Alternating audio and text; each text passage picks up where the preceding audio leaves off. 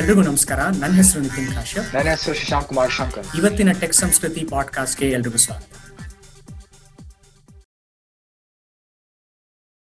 ನಮಸ್ಕಾರ ಎಲ್ಲರಿಗೂ. Welcome to the tech Samskriti podcast. ಇವತ್ತಿನ ಸಂಚಿಕೆಯಲ್ಲಿ we have Harsha and Nitin. You want to introduce? Harsha Gururaj Rao ಅಂತ ಹೇಳಿ. So he's actually one of my relatives and one of my cousins, and we wanted to bring him today because he has a very interesting journey. So we would like to give him like his introduction and just share a little bit of information about him. So Harsha, take it away. ನಮಸ್ಕಾರ. Thank you Nitin. Thank you Shashank.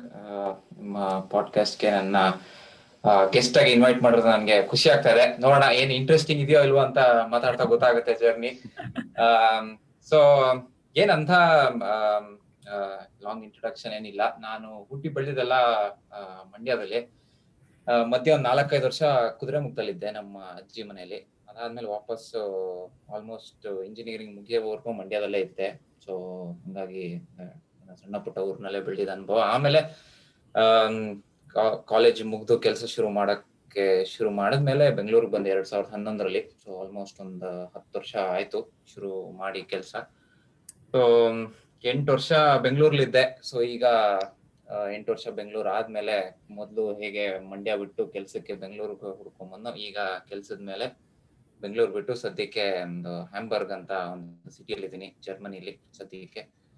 ಹಾಗಾಗಿ ಒಂದೂವರೆ ವರ್ಷ ಆಯ್ತು ಇಲ್ಲಿ ಬಂದು. ಇಲ್ಲಿ ವಾತಾವರಣ, ಇಲ್ಲಿ ಹೊಸ ರೀತಿ ವಿಧಾನಗಳಿಗೆಲ್ಲ ಅಡ್ಜಸ್ಟ್ ಆಗ್ತಾ ನಡೀತಾ ಇದೆ ಲೈಫು.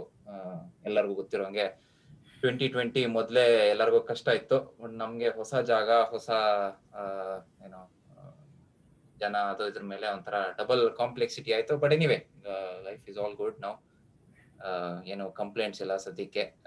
ಏನಪ್ಪಾ, ಮನೇಲಿ ಇದೀವಿ, ಇನ್ನ ಆರಾಮಾಗಿ ಕೆಲಸ ಎಲ್ಲ ಮನೆಯಿಂದಾನೇ ನಡೀತಾ ಇದೆ. ಸೊ ಹಂಗಾಗಿ ಒಂಥರ ವಿಶೇಷ. ಆದ್ರೂ happy to be here and ನಿಮ್ಮಿಬ್ರು ಹತ್ರ ಮಾತಾಡ್ತಾ ಇರೋದು, ಹಾಗೆ ನಿಮ್ಮ ಎಲ್ಲ ಪಾಡ್ಕಾಸ್ಟ್ ಲಿಸ್ನರ್ಸ್ ಹತ್ರ ವಿಷಯ ಹಂಚ್ಕೊಳ್ಳೋದಕ್ಕೆ ಖುಷಿ ಆಗ್ತಾ ಇದೆ. Thanks Harsha. That's a nice gesture from your end. So we can start with a little bit of since it's a tech podcast, we wanted to dig a little bit ನಿನ್ನ ಒಂದು tech journey or whatever that you have achieved till today. ಹೇಗಾಯ್ತು, like your take on the whole situation. ಇವಾಗ ನೀನ್ ಮಾತಾಡಿದೆ, Covid ಇದೆ, ಮತ್ತೆ complexities, there is lot of different dynamics ಇರುತ್ತೆ. So we wanted to like go about and see how you have tackled those things over the years, and ಹೇಗೆ ನೀನು ನಿನ್ನ ಒಂದು ಜರ್ನಿನ ಇಲ್ಲಿವರೆಗೂ ನಡ್ಸ್ಕೊಂಡ್ ಬಂದಿದ್ಯಾ ಅಂತ. So I think we can start with a few questions. I think Shashank, do you want to take it away? Mesh, I was interested basically ನೀವು ಇಷ್ಟೆಲ್ಲ journey ಮಾಡ್ಕೊಂಡ್ ಬಂದಿದ್ದೀರಾ. ಸೊ ಐ ಥಿಂಕ್ ಏನ್ ಮಾಡ್ತೀರಾ ನೀವು ನಿಮ್ಮ ಡೇ ಟು ಡೇ ಕೆಲಸ, like ಅಥವಾ ನಿಮ್ ಎಜುಕೇಶನ್ ಬ್ಯಾಕ್ ಗ್ರೌಂಡ್ ಏನು ಅಂತ ಸ್ವಲ್ಪ ಹೇಳಿದ್ರೆ ನಮ್ಗೆ ಇಟ್ ಬಿ ಇಂಟ್ರೆಸ್ಟಿಂಗ್. ಹೆಂಗೆ ಕುದುರೆಮುಖ ಮಂಡ್ಯ ಇಂದ ಹ್ಯಾಂಬರ್ಗ್, ಹೆಂಗೆ ಎಜುಕೇಶನ್ ಇಂದಾನ ಅಥವಾ ಕೆಲಸದಿಂದ ಬಂದ್ರ ಅಂತ ಇಟ್ ಬಿ ಹೆಲ್ಪ್ಫುಲ್ ಜನರಿಗೆ. ಶೋರ್. ಅಂದ್ರೆ ಈ ಟೆಕ್ನಾಲಜಿ ಅನ್ನೋದಕ್ಕಿಂತ ಹಿಂದಿನ ನಾವೆಲ್ಲ ಬೆಳಿಬೇಕಾರೆ ಕಾಲ ಟೆಕ್ನಾಲಜಿ ಅಂತ ವರ್ಡ್ ಉಪಯೋಗಿಸ್ತಾ ಇರ್ಲಿಲ್ಲ. ಅವಾಗಿನ್ನ ನಾ ಸ್ಕೂಲಲ್ಲಿ ಇದ್ದಾಗ, ಅವಾಗ I think first computers main ಸ್ಟ್ರೀಮಿಗೆ ಬಂದಿತ್ತು. ಆಲ್ಮೋಸ್ಟ್ ನನಗೆ ಜ್ಞಾಪಕ ಇದೆ, 3ನೇ ಕ್ಲಾಸ್ಗೆ ವಾಪಸ್ ಬಂದೆ ನಾನು ಮಂಡ್ಯಕ್ಕೆ. ಆದ್ಮೇಲೆ ಒಂದು ಐ ಥಿಂಕ್ ನಮ್ದು 4th ಸ್ಟ್ಯಾಂಡರ್ಡ್ 5th ಸ್ಟ್ಯಾಂಡರ್ಡ್ ಇದ್ದಾಗ ನಮ್ಮ ಮನೆ ಪಕ್ಕದವ್ರ ಮನೆಯಲ್ಲಿ ಒಂದು ಕಂಪ್ಯೂಟರ್ ತಗೊಂಡ್ಬಂದಿಟ್ರು. ಅದು ಫಸ್ಟ್ ಟೈಮ್ ನೋಡ್ತಿದ್ದಂಗೆನೆ, ಓ ಏನಪ್ಪಾ ಇದು, ಹೊಸ ಒಂದು ಆಟ ಸಾಮಾನು ಇದ್ದಂಗಿದೆ, ಬಟ್ ಚೆನ್ನಾಗಿದೆ ನೋಡಕ್ಕೆ, ಟಿವಿ ತರ ಇದೆ, ಒಂದು CRT ಮಾನಿಟ್ರು. ಹಳೆ ಕಾಲದಲ್ಲಿ ಕಂಪ್ಯೂಟರ್ ಹೆಂಗಿತ್ತು ಬಹುಶಃ ನೀವೆಲ್ಲ ನೋಡಿರ್ತಿರೋ ಅಲ್ವಾ ಗೊತ್ತಿಲ್ಲ. ನೋಡಕ್ಕೆ ಟಿವಿಗಳು ಎಷ್ಟು ದೊಡ್ಡದಾಗಿತ್ತು, ಹಿಂದೆ CRT ಮಾನಿಟರ್ಗಳು ಅದೇ ತರ ಇತ್ತು.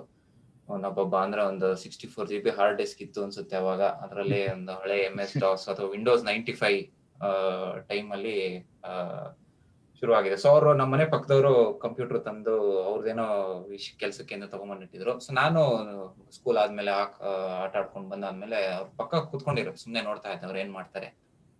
ಒಂದಿನ ಹಿಂಗೆ ಯಾವಾಗ್ಲೂ ಒಂದು ಏನೋ ಆಟ ಆಡೋದ್ ಹೇಳ್ಕೊಡ್ತೀನಿ ನಿಮ್ಗೆ ಅಂತ ಡೇವ್ ಅಂತ ಒಂದ್ ಗೇಮ್ ಇತ್ತು. MS DOS ಅಲ್ಲಿ ಬಿಲ್ಡ್ ಮಾಡಿದ ಗೇಮು.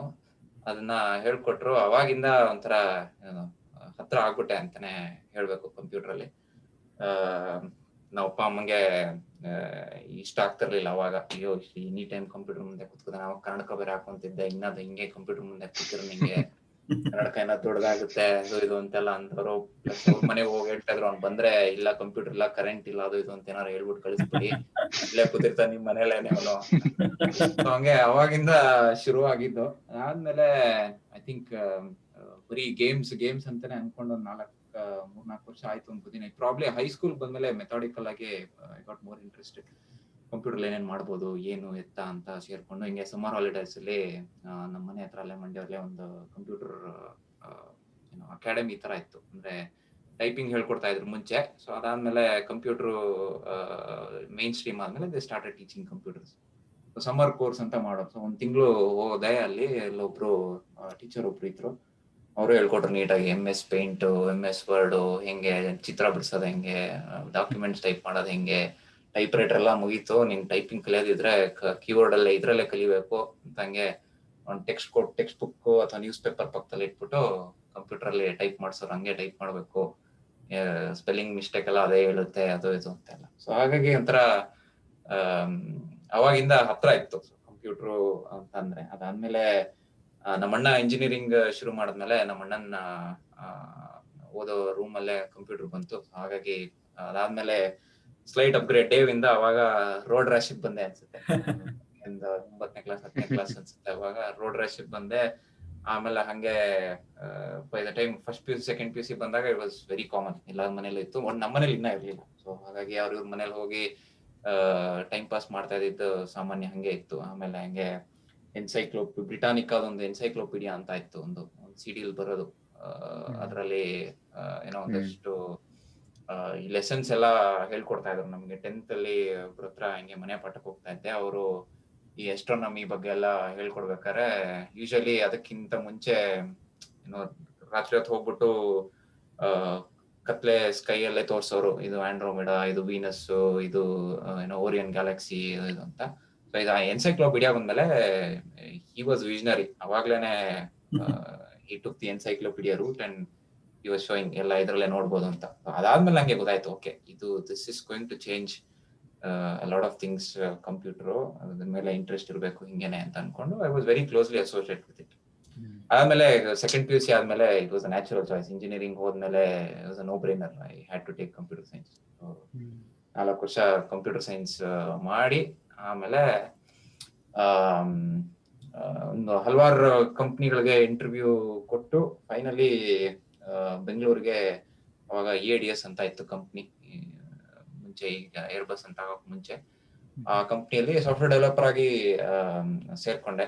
ಒಂದು 4-5 ವರ್ಷ ಈ ವೆಬ್ ಅಪ್ಲಿಕೇಶನ್ಸ್ ಡೆವಲಪ್ ಮಾಡ್ತಾ ಇದ್ದೆ. ಮುಂಚೆ ಸಣ್ಣ ಪುಟ್ಟ ಏನೋ ಪ್ರೋಗ್ರಾಮ್ಗಳು ಕಲ್ತಿದ್ರು. Entering the industry was a different ball game altogether. ಒಂಥರ ಒಳ್ಳೆ ಎಕ್ಸ್ಪೀರಿಯನ್ಸ್ ಅಲ್ಲಿ. ನಾನೇ I was the youngest around there and I had lot of things to play around and ಸ್ವಲ್ಪ ಫ್ರೀಡಮ್ ಇತ್ತು. ಬಹಳ ಚಿಕ್ಕ ಕಂಪ್ನಿ ನಾನು ಸೇರ್ಕೊಂಡಾಗ. ಹಂಗಾಗಿ ಏನೋ ಅಷ್ಟೊಂದು ಇದೇ ತರ ಪ್ರೋಸೆಸಸ್ ಅದು ಇದು ಅಂತ ಏನು ಅಷ್ಟೊಂದು ಸ್ಟ್ರಿಕ್ಟ್ ಆಗಿರ್ಲಿಲ್ಲ. So I still had my relative freedom to continue playing around. So ಅದೇ ರೀತಿ ಅದಾದ್ಮೇಲೆ ಸ್ವಲ್ಪ I started doing less and I mean naturally with everyone. As you grow in a company, you will spend less time doing programming. Start to do other things, project management ಆಗಿರ್ಬೋದು ಅಥವಾ technical management ಆಗಿರ್ಬೋದು. So ಹಂಗೆ ನಡೀತಾ ಇದೆ ಸದ್ಯಕ್ಕೆ. ಇವಾಗ I think last 1-2 ವರ್ಷದಲ್ಲಿ ನಂದು ಕೆಲಸದ್ದು ಪ್ರೊಫೈಲ್ ಕೂಡ ಹಂಗೆ ಬದಲಾಯಿತು. ನಾನಿಲ್ಲಿ ಕೆಲಸ ಚೇಂಜ್ ಮಾಡ್ಕೊಂಡೇ ಬಂದಿದ್ದು ಬೆಂಗಳೂರಿಂದ ಇಲ್ಲಿ ಜರ್ಮನಿಗೆ ಬರ್ಬೇಕಾದ್ರೆ. ಇಲ್ಲಿ ಕಂಪ್ಯೂಟರ್ ಇಂದ ಏನ್ ದೂರ ಆಗಿಲ್ಲ, ಬಟ್ ಆದ್ರೂ ಟೆಕ್ನಾಲಜಿ ಹತ್ರನೇ ಇದೀನಿ. ಇಲ್ಲಿ ಮೋರ್ ಕ್ಲೋಸರ್ ಟು ಏರ್ಕ್ರಾಫ್ಟ್ಸ್ ನಾವು. ಏರೋಪ್ಲೇನ್ ಮ್ಯಾನುಫ್ಯಾಕ್ಚರಿಂಗ್ ಫೆಸಿಲಿಟಿ ಇದೆ ಇಲ್ಲಿ ಹ್ಯಾಂಬರ್ಗ್ ಅಲ್ಲಿ. Airbus one of the biggest sites in Europe. So ಇಲ್ಲಿ how do we make our aircrafts more digital? How do we get more out of the aircrafts to to make it more intelligent, and how do we make sense of this data coming from the 1,000, 10,000, 20,000 sensors ಇದೆ aircraft ಅಲ್ಲಿ. ಅದನ್ನ how do we monitor them, ಡೇಟಾನೆಲ್ಲ ತಗೊಂಡು ಹೇಗೆ analyse ಮಾಡೋದು. I mean usually data analysis ಮಾಡಿ ಅದರ ಮೇಲೆ machine learning, artificial intelligence ಎಲ್ಲ ಯೂಸ್ ಮಾಡಿ how do we make it more safer, how do we make it more reliable, and how do we ensure that it is 100% performance ಇದೆ ಅನ್ನೋ ತರ ಮಾಡ್ಕೊಂಡು ಹೋಗ್ತಾ ಇದೀವಿ. ಐ ಮೀನ್ ಟೆಕ್ನಾಲಜಿ ಚೇಂಜ್ ಆಗ್ತಾ ಇದೆ ಅವಾಗ. ಸೊ ಅದ್ರ ತಕ್ಕಂಗೆ ಸ್ವಲ್ಪ ಏವಿಯೇಷನ್ ಅದ್ ನೋಡಕ್ ಹೋದ್ರೆ it's not the best example to use the latest of technology. there's a lot of history behind it. ಅದ್ರ ಬಗ್ಗೆ ಮಾತಾಡೋಣ. ಸದ್ಯಕ್ಕೆ ಇದು ಇದು ಒಂದು ಸಣ್ಣ ಜರ್ನಿ. ಐ ಥಿಂಕ್ ಏನೋ ಪ್ರಾಬಬ್ಲಿ ಅಷ್ಟೊಂದೇನು ವ್ಯತ್ಯಾಸ ಇರೋದಿಲ್ಲ ಬೇರೆಯವರು ಕಂಪೇರ್ ಮಾಡ್ಕೊಂಡ್ರು. No, it's definitely it's a very nice peculiar journey. I mean, yeah, everyone's journey will have some stories, but this is yours, and we want to tell that to the listeners. And definitely, and it was ತುಂಬಾ ಚೆನ್ನಾಗಿ ಹೇಳಿದ್ರಿ. Like from beginning till ಹೆಂಗೆ ಇವಾಗ in current position ಅಲ್ಲಿ ಇದ್ದೀರಾ, all the way developer ಆಗಿ start ಆಗಿ ನೀವು ಸೇಮ್ ಕಂಪನಿನಲ್ಲಿ how you grew in the same company. Usually like ನನ್ ಫ್ರೆಂಡ್ ಸರ್ಕಲ್ ಎಲ್ಲ ಹೆಂಗೆ ಅಂದ್ರೆ ದೇ ಆರ್ ಲೈಕ್ ಓಕೆ ಸ್ವಲ್ಪ ದಿನ ಈ ಕಂಪನಿಲಿ ಇರೋಣ, ನೆಕ್ಸ್ಟ್ ಚೇಂಜ್ ಮಾಡೋಣ, ಇನ್ನೊಂದು ಚೇಂಜ್ ಮಾಡೋಣ ಅಂತ they keep hopping around. So it's very nice to know like ಹೆಂಗೆ ಒಂದು ಕಂಪನಿಯಲ್ಲೇ you can grow up to higher levels ಅನ್ನೋ ತರ ವಾಸ್ ಅ ಗುಡ್ ಎಕ್ಸಾಂಪಲ್ ಕೊಟ್ಟಿದ್ದು. ಅಲ್ಲಿ ಹೆಂಗೆ like go ahead Shashank. go ahead. ಏನಿಲ್ಲ ಅದೇ I just wanted to yeah, I think there is a little bit of lag, but yeah, I mean, ನೀ ಹೇಳ್ದ ಹಾಗೆ ಆಗ್ಲೇ like how the computer fascination starts and like how you end up today. That was a like really good example. Same ನಿಂದು ಹೇಗ್ journey, ನಂದು ಹಾಗೆ journey. So we had like ನಮ್ relatives ಮನೇಲಿ ಕಂಪ್ಯೂಟರ್ ಇತ್ತು. So then we started playing that the flash games, when flash games ಅಂತ ಕರಿತಿದ್ರು. So from there we ended up ಇವತ್ತಿನ ಒಂದು ಸಿಚುಯೇಷನ್ ನೋಡಿದಾಗ like I think those are the little things that push you towards some technology ಆಗಿರ್ಬೋದು, ಯಾವುದೇ ಒಂದು field ಆಗಿರ್ಬೋದು. So it's better to hold on to those little things that you find interesting in the beginning of your journey. So that's a really good example that you gave. Thanks. So yeah, go ahead Shashank. Basically again digging a little more into ನಿಮ್ career ಇದರಲ್ಲಿ. So ಹೆಂಗಿತ್ತು ನಿಮ್ದು development ಅಂತೆಲ್ಲ coding? Because ನಾನ್ coding as my like day to day, ಅದಕ್ಕೆ I am just curious. ತುಂಬಾ like ಸ್ಟ್ರಿಕ್ಟ್ನೆಸ್ ಇತ್ತಾ? ಲೈಕ್ ಬಿಕಾಸ್ ಏವಿಯೇಷನ್ ಅಂದ್ರೆ ಇಷ್ಟು ಜನ ಎಲ್ಲ ಯೂಸ್ ಮಾಡ್ತಾರೆ ಫ್ಲೈಟ್ ಅಲ್ಲಿ, ಜೀವ ಎಲ್ಲ ಇರೋದ್ರಿಂದ. ಸೊ ತುಂಬಾ ರೆಗ್ಯುಲೇಷನ್ಸ್ ಇದೆಯಾ ಆ ಸೆಕ್ಟರ್ ಅಲ್ಲಿ? ಓಕೆ, ಏನೇ ಒಂದು ಕೋಡ್ ಇವಾಗ ನಾವು ಗಿಟ್ ಪುಷ್ ಅಂತೆಲ್ಲ ಮಾಡಕ್ಕಿಂತ ಮುಂಚೆ ನಮ್ಗೆ ಇಲ್ಲಿ ಕೋಡ್ ರಿವ್ಯೂಸ್ ಅಂತ ಮಾಡ್ತೀವಿ, ಪಿಯರ್ಸ್ ನೋಡ್ತಾರೆ. ಸೊ ಅಲ್ಲಿ ಇಂಡಸ್ಟ್ರಿನಲ್ಲಿ ಅದೇ ತರ ಐ ಆಮ್ ಗೆಸ್ಸಿಂಗ್ ಇನ್ನ higher level of checks and balances ಇರುತ್ತೋ ಏನೋ ಅಂತ ಜಸ್ಟ್ ಕ್ಯೂರಿಯಸ್. ಅಫ್ಕೋರ್ಸ್, ಖಂಡಿತ. ಅದು ಐ ಮೀನ್ ಸೇಫ್ಟಿ ಕ್ರಿಟಿಕಲ್ ಸಿಸ್ಟಮ್ಸ್ಗೆ ಸಾಫ್ಟ್ವೇರ್ ಬರಿಬೇಕು ಅಂದ್ರೆ ಅದು ಇದ್ದೇ ಇರುತ್ತೆ ಯೂಶಲಿ. ಎಸ್ಪೆಷಲಿ ಏವಿಯೇಷನ್ ಅಲ್ಲಿ ಅದಕ್ಕೆಲ್ಲ ದೊಡ್ಡ ದೊಡ್ಡ ಬುಕ್ಸ್ಗಳೇ ಇದೆ, ಅದು ಹೆಂಗ್ ಬರಿಬೇಕು ಏನು ಎತ್ತ ಅಂತ. ಸೊ ನಾನು ಕೆಲಸ ಶುರು ಮಾಡಿದಾಗ ನಾನು ಸಾಫ್ಟ್ವೇರ್ ಬರೀತಾ ಇದ್ರು. It was not system software. ಅಂದ್ರೆ ನಾನು ಬರೀತಾ ಇದ್ದಿದ್ದು code, it was not running on the aircraft. ನಾನು ಬರೀತಾ ಇದ್ದಿದ್ದು software, they were applications which were posted on the ground in computers. ನಾವೀಗ ಕಂಪ್ಯೂಟರ್ ಮಾತಾಡ್ತಾ ಇದೀವಿ, ಅದೇ ತರ ಅಪ್ಲಿಕೇಶನ್ಸ್ ಬರೀತಾ ಇದ್ವಿ. ಅಲ್ಲಿ ಅಷ್ಟೊಂದು I mean of course there is rules ಇರುತ್ತೆ ಅಲ್ಲೋ ಹೇಗ್ ಬರೀಬೇಕು ಅದು ಅಂತ, but it is not as strict as it ಎಲ್ಲೋ ಏರ್ಕ್ರಾಫ್ಟ್ ಅಲ್ಲಿ ರನ್ ಆಗ್ತಾ ಇದೆ. ಯಾಕೆಂದ್ರೆ ಇಲ್ಲಿ ಮೆಮೊರಿ ಕಡಿಮೆ ಇರುತ್ತೆ, ಕನ್ಸ್ಟ್ರೆಂಟ್ಸ್ ಇರುತ್ತೆ, ಆಪರೇಟಿಂಗ್ ಸಿಸ್ಟಮ್ ಯಾವ್ದು ಯೂಸ್ ಮಾಡ್ತಾ ಇದಾರೆ, ಏನೇನ್ ಫ್ರೀಡಮ್ ಇರುತ್ತೆ ಏನಂತ ಅಂತ. ಬಟ್ ಅಫ್ಕೋರ್ಸ್ ನನಗೆ ಪಕ್ಕದ ಟೀಮಲ್ಲಿ ಅಂದ್ರೆ because we were A small company, ಮಾತಾಡ್ತಾ ಗೊತ್ತಾಗ್ತಾ ಇತ್ತು ಏನೇನ್ ಕನ್ಸ್ಟ್ರೆಂಟ್ಸ್ ಇತ್ತು ಅವ್ರಿಗೆ, ಅಲ್ಲಿ ಸಾಫ್ಟ್ವೇರ್ ಇರ್ಬೇಕಾದ್ರೆ ಏನೇನಿತ್ತು ಅಂತಂದ್ರೆ. ಒಂದ್ ಬೇಸಿಕ್ ಎಕ್ಸಾಂಪಲ್ ಏನಂದ್ರೆ, ನೀವೆಲ್ಲ C++ ಓದಿದ್ರೆ ಗೊತ್ತಿರುತ್ತೆ. ಫಸ್ಟ್ ಈ ಪಾಯಿಂಟರ್ಸ್ ಯೂಸ್ ಮಾಡೋದಾಗ್ಲಿ ಅದಕ್ಕೆಲ್ಲ ಸಖತ್ ರಿಸ್ಟ್ರಿಕ್ಷನ್ಸ್ ಇರುತ್ತೆ. ಎಸ್ಪೆಷಲಿ ನಿತಿನ್ಗೂ ಅನುಭವ ಇರುತ್ತೆ. ಈ DO-178 ಅಂತ ಒಂದು ಸ್ಟ್ಯಾಂಡರ್ಡ್ ಇದೆ. ಅದು ಒಂದು ಏವಿಯಾನಿಕ್ ಸಾಫ್ಟ್ವೇರ್ಗೆ ಹೇಗೆ ಬರಿಬೇಕು ಅಂತ ಒಂದು ದೊಡ್ಡ ಏನಾದೊಂದು ಸ್ಟ್ಯಾಂಡರ್ಡ್, ಯಾವ ತರ ಮಾಡ್ಬೇಕು ಅಂತ. ಅಫ್ಕೋರ್ಸ್ ಅದು ನಾನ್ ಶುರು ಮಾಡಿದ್ದು. ಅದಾದ್ಮೇಲೆ ಸೊ ಹಾಗಾಗಿ ನನ್ಗೆ ಫ್ರೀಡಮ್ ಇತ್ತು. ನಾನು when I was making desktop or web based applications ಮಾಡ್ಬೇಕಾದ್ರೆ ಅಷ್ಟೊಂದು ಇರ್ಲಿಲ್ಲ as opposed to avionics software ಮೇಲೆ ಬರೆಯೋದು. ಬಟ್ ಇವಾಗ ನಾನು ಈಗ ಮಾಡ್ತಿರೋ ಕೆಲಸದಲ್ಲಿ ದೇರ್ ಆರ್ ಮೋರ್ ಕನ್ಸ್ಟ್ರೈಂಟ್ಸ್. ಮುಂಚೆ ಮಾಡ್ತಿದ್ದಿದ್ದು ವೆಬ್ ಅಪ್ಲಿಕೇಶನ್ಸ್ಗೂ ಇವಾಗ್ಲೂ, ಬಿಕಾಸ್ ಆಗ್ಲೇ ಹೇಳ್ದಂಗೆ ನಾನ್ ಮಾಡ್ತಾ ಇರೋ ಕೆಲಸ it is closer to the aircraft than ನಾನು 8 ವರ್ಷ 9 ವರ್ಷ ಮುಂಚೆ ಮಾಡಿದಾಗ.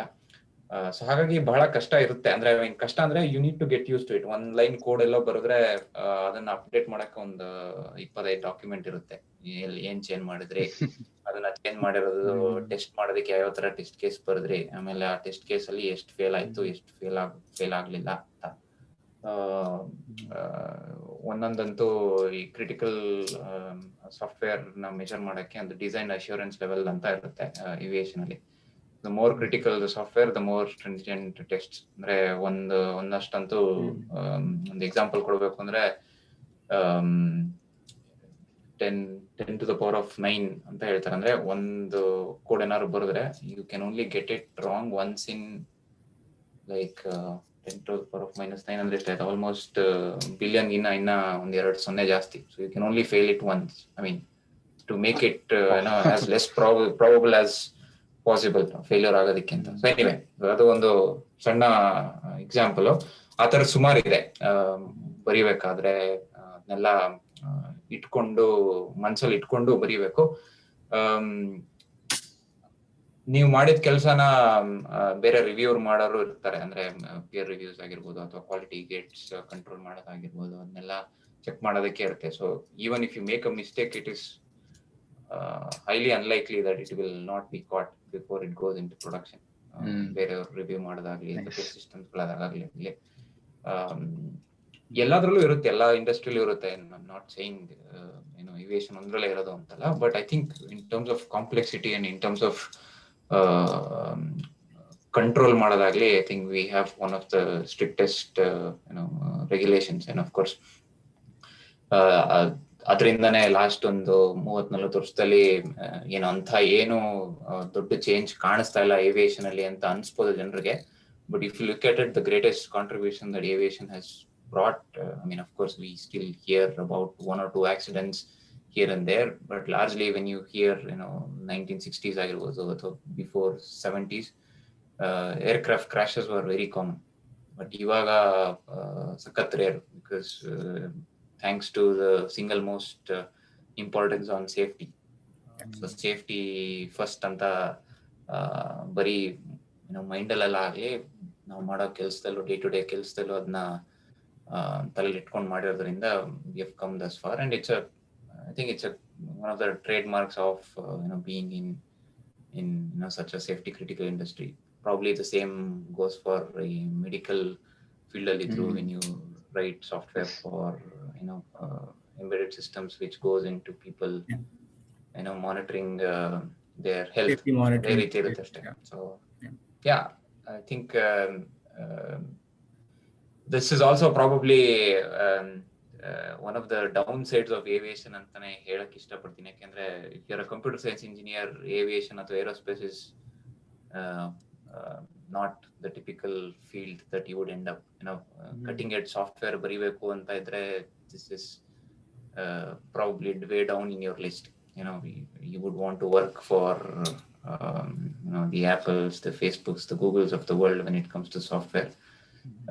But that's the way it is. I mean, of course, technology ಬಂದೆಲ್ಲ ಚೇಂಜ್ ಆಗ್ತಾ ಇದೆ, but I don't think even with technology the importance on safety compromise ಆಗಕ್ಕಂತ chance ಇಲ್ಲ. Makes sense. Super insight. Thank you. Yeah. So yeah, I mean, talking about this, I mean, we don't have to go into the details, but can you give us a higher level? On the higher level, Ali, most successful project or anything that you have, or anything, something interesting that you've come across in your work line? ಕೆಲಸ ಶುರು ಮಾಡಿದಾಗಿಂದ then of course I was always a part of team. ಅಂದ್ರೆ ನಾವು ಏನ್ ಮಾಡಬೇಕು, ಹೆಂಗೆ output ಏನಿರ್ಬೇಕು, final output ಏನಿರ್ಬೇಕು ಅಂತ it's more or less decided, or someone higher up will make a decision. Okay, decision ಅಂತಲ್ಲ, ಅವ್ರಿಗೊಂದು ಐಡಿಯಾ ಇರುತ್ತೆ. ಬಿಕಾಸ್ ನಾವೆಲ್ಲ ಇನ್ನ ಇವಾಗ ತಾನೇ ಕಾಲೇಜಿಂದ ಬಂದಿದ್ವಿ, ಸೊ ಹಾಗಾಗಿ ಇನ್ನ ಕೆಲಸ ಕಲಿತಾ ಇದ್ವಿ. ಸೊ ಹಾಗಾಗಿ ಅದೊಂಥರ ನಾವು ಮಾಡೋ ಕೆಲ್ಸಕ್ಕೆ ಫ್ರೀಡಮ್ ಇದ್ರು ಎಂಡ್ ಔಟ್ಪುಟ್ ಮೇಲೆ ಒಂದು Will not have much of a ಇದು. Okay. ಸೊ ಹಾಗೆ ಇಂಟ್ರೆಸ್ಟಿಂಗ್ ಪ್ರಾಜೆಕ್ಟ್ ಬಗ್ಗೆ ಮಾತಾಡ್ಬೇಕು ಅಂದ್ರೆ, ಮೊನ್ನೆ ನನಗೆ ನನ್ನ ಕಂಪ್ಯೂಟರ್ ಹಾರ್ಡ್ ಡಿಸ್ಕ್ ಕಾಪಿ ಮಾಡ್ತಾ ಇದ್ದೆ, ಹಳೆ ಹಾರ್ಡ್ ಡಿಸ್ಕ್ ಇಂದ ಈ ಕಂಪ್ಯೂಟರ್ಗೆ. ಅವಾಗ ವಿಡಿಯೋಸ್ ನೋಡ್ತಾ ಇದ್ವಿ ಹಿಂಗೆ. ಒಂದು ಪ್ರಾಜೆಕ್ಟ್ ನಾನು ಶೇರ್ ಮಾಡಕ್ ಇಷ್ಟಪಡ್ತೀನಿ. ನಿಮ್ಗೆಲ್ಲ ಕಾಲೇಜಲ್ಲಿ ಇದ್ದಾಗ ಮಾಡಿದ್ದು. ಐ ಮೀನ್, ಆಫ್ ಕೋರ್ಸ್ ನಾನು ಈಗ ಹೇಳ್ತಿರೋ ವಿಷಯ ಒಂದು 10-12 ವರ್ಷದ ಹಿಂದಿನ ವಿಚಾರ. ಪ್ರಾಬ್ಲಿ ಎಲೆಕ್ಟ್ರಾನಿಕ್ಸ್ ಸ್ಟೂಡೆಂಟ್ಸ್ ಎಲ್ಲ ಇದ್ರೆ ಗೊತ್ತಿರುತ್ತೆ, ಈ ಮೈಕ್ರೋ ಕಂಟ್ರೋಲರ್ ಬೇಸ್ಡ್ ಪ್ರೋಗ್ರಾಮಿಂಗ್ ಮಾಡೋದು ಒಂಥರ. ಅವಾಗ ನಾವು ಇಂಜಿನಿಯರಿಂಗ್ ಓದ್ಬೇಕಾದ್ರೆ ಬಹಳ ಒಂಥರ ಕ್ರೇಜ್ ಇತ್ತು. ಏನಪ್ಪಾ, ನಾನು ಆರ್ಡಿನೋ ಪ್ರೋಗ್ರಾಮಿಂಗ್ ಅಥವಾ ಮೈಕ್ರೋ ಕಂಟ್ರೋಲರ್ ಪ್ರೋಗ್ರಾಮಿಂಗ್ ಮಾಡ್ತೀನಿ ಅಂದ್ರೆ ಇನ್ನೇನೋ ಮಾಡ್ತಾನೆ ಅಂತ. ಸೊ ಹಂಗೆ ನಮ್ಮ ಒಬ್ಬ ಸೀನಿಯರ್ ಇದ್ದ ನಮ್ಮ ಕಾಲೇಜಲ್ಲಿ. ಸೊ ಅವ್ರ ಜೊತೆ ಮಾಡಿದ್ದು ಒಂದು ಪ್ರಾಜೆಕ್ಟ್ ಬಗ್ಗೆ ಹೇಳಕ್ ಇಷ್ಟಪಡ್ತೀನಿ. ಯಾಕೆಂದ್ರೆ ದಿಸ್ ವಾಸ್ ಫನ್. ಅಂದ್ರೆ ನಾವು ಮಾಡೋದವಾಗ ನಮ್ಗೆ ಕಂಪ್ಲೀಟ್ ಫ್ರೀಡಮ್ ಇತ್ತು ಅಂಡ್ ತುಂಬಾ ಟೈಮ್ ಸ್ಪೆಂಡ್ ಮಾಡಿದ್ವಿ. ಏನ್ ಮಾಡಿದ್ವಿ ಅಂದ್ರೆ, ಅವಾಗಿನ್ನ ಈ ಆಂಡ್ರಾಯ್ಡ್ ಆಗ್ಲಿ iOS ಆಗ್ಲಿ ಇಷ್ಟೊಂದು ಮೇನ್ ಸ್ಟ್ರೀಮ್ ಆಗಿರಲಿಲ್ಲ. ಇನ್ನ ಎಲ್ಲ GSM ಬೇಸ್ಡ್ ಫೋನ್ಸ್ ಇತ್ತು. ಅಂದ್ರೆ ನಿಮ್ಮ 2G 3Gನೂ ಇರ್ಲಿಲ್ಲ, ಬರೀ 2Gನೇ ಇತ್ತು ಅವಾಗ ಅನ್ಕೊಂಡೆ. ಬಟ್ ಫೋನ್ ಅಲ್ಲಿ ಅವಾಗಿನ ಕಲರ್ ಸ್ಕ್ರೀನ್ ಫೋನ್ಸ್ ಬರ್ತಾ ಇತ್ತು. ನಾವೊಂದು ಪ್ರಾಜೆಕ್ಟ್ ಮಾಡಿದ್ವಿ, ಈ GSM ಬೇಸ್ಡ್ ಮಾಡ್ಯೂಲ್ ಕಂಟ್ರೋಲ್ ಅಂತ ಇತ್ತು. ಅಂದ್ರೆ ಒಂದು ಮೈಕ್ರೋ ಕಂಟ್ರೋಲರ್ ಅಲ್ಲಿ ಸಿಮ್ ಕಾರ್ಡ್ ಹಾಕ್ಬಿಟ್ಟು you can communicate with another GSM based connection.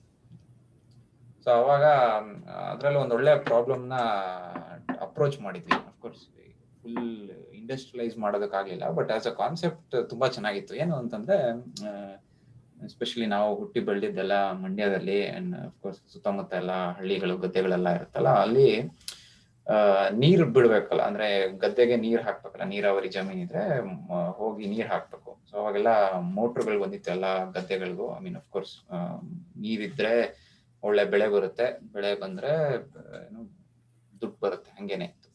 But problem ಏನು ಅಂತಂದ್ರೆ, ಆ ಮೋಟ್ರುಗಳಿಗೆ ಪವರ್ ಕೊಡೋದಕ್ಕೆ ಯಾವಾಗ್ಲೂ ಪವರ್ ಇರ್ತಿರ್ಲಿಲ್ಲ. ಸೊ ಗೌರ್ಮೆಂಟ್ ಒಂದು ಫಿಕ್ಸ್ ಟೈಮ್ ಇತ್ತು. ಓಕೆ, ಸಂಜೆ 6 ಗಂಟೆ ಮೇಲೆ 1-2 ಅವರ್ ಪವರ್ ಬರುತ್ತೆ ನಿಮ್ಗೆ, ಅವಾಗ ನೀರ್ ಬಿಟ್ಕೊಬಹುದು ನೀವು ಗದ್ದೆಗೆ ಅಂತ. ಸೊ ಇದು ಹಿಂಗೆ ಒಂದೊಂದು ಹಳ್ಳಿಲಿ ಒಂದೊಂದ್ ತರ ಟೈಮಿಂಗ್ಸ್ ಇತ್ತು. ಒಂದಷ್ಟು ನನ್ ಜೊತೆ ಕೆಲಸ ಮಾಡ್ಬೇಕಾದ್ರೆ ಅವನೊಬ್ಬ ಸೀನಿಯರ್ ಇದ್ದಿದ್ದು. ಅವ್ನಿಗೆ ಕರೆಕ್ಟ್ ಆಗಿತ್ತು ಪ್ರಾಬ್ಲಮ್ ಸ್ಟೇಟ್ಮೆಂಟ್ ಏನು ಅಂತ ಅವ್ನಿಗೆ ಗೊತ್ತಿತ್ತು, ಇದನ್ನ ಹೆಂಗ್ ಸಾಲ್ವ್ ಮಾಡೋದು ಅಂತ. ಏನು ಅಂದ್ರೆ, ಸಂಜೆ 7 ಗಂಟೆ ಮೇಲೆ ನೀರ್ ಬಿಡ್ತಾರೆ ನಮ್ಮ ಹಳ್ಳಿಲಿ. ಬಟ್ ಆದ್ರೆ ಗದ್ದೆ ಎಲ್ಲೋ ಇರುತ್ತೆ, ಮನೆ ಎಲ್ಲೋ ಇರುತ್ತೆ.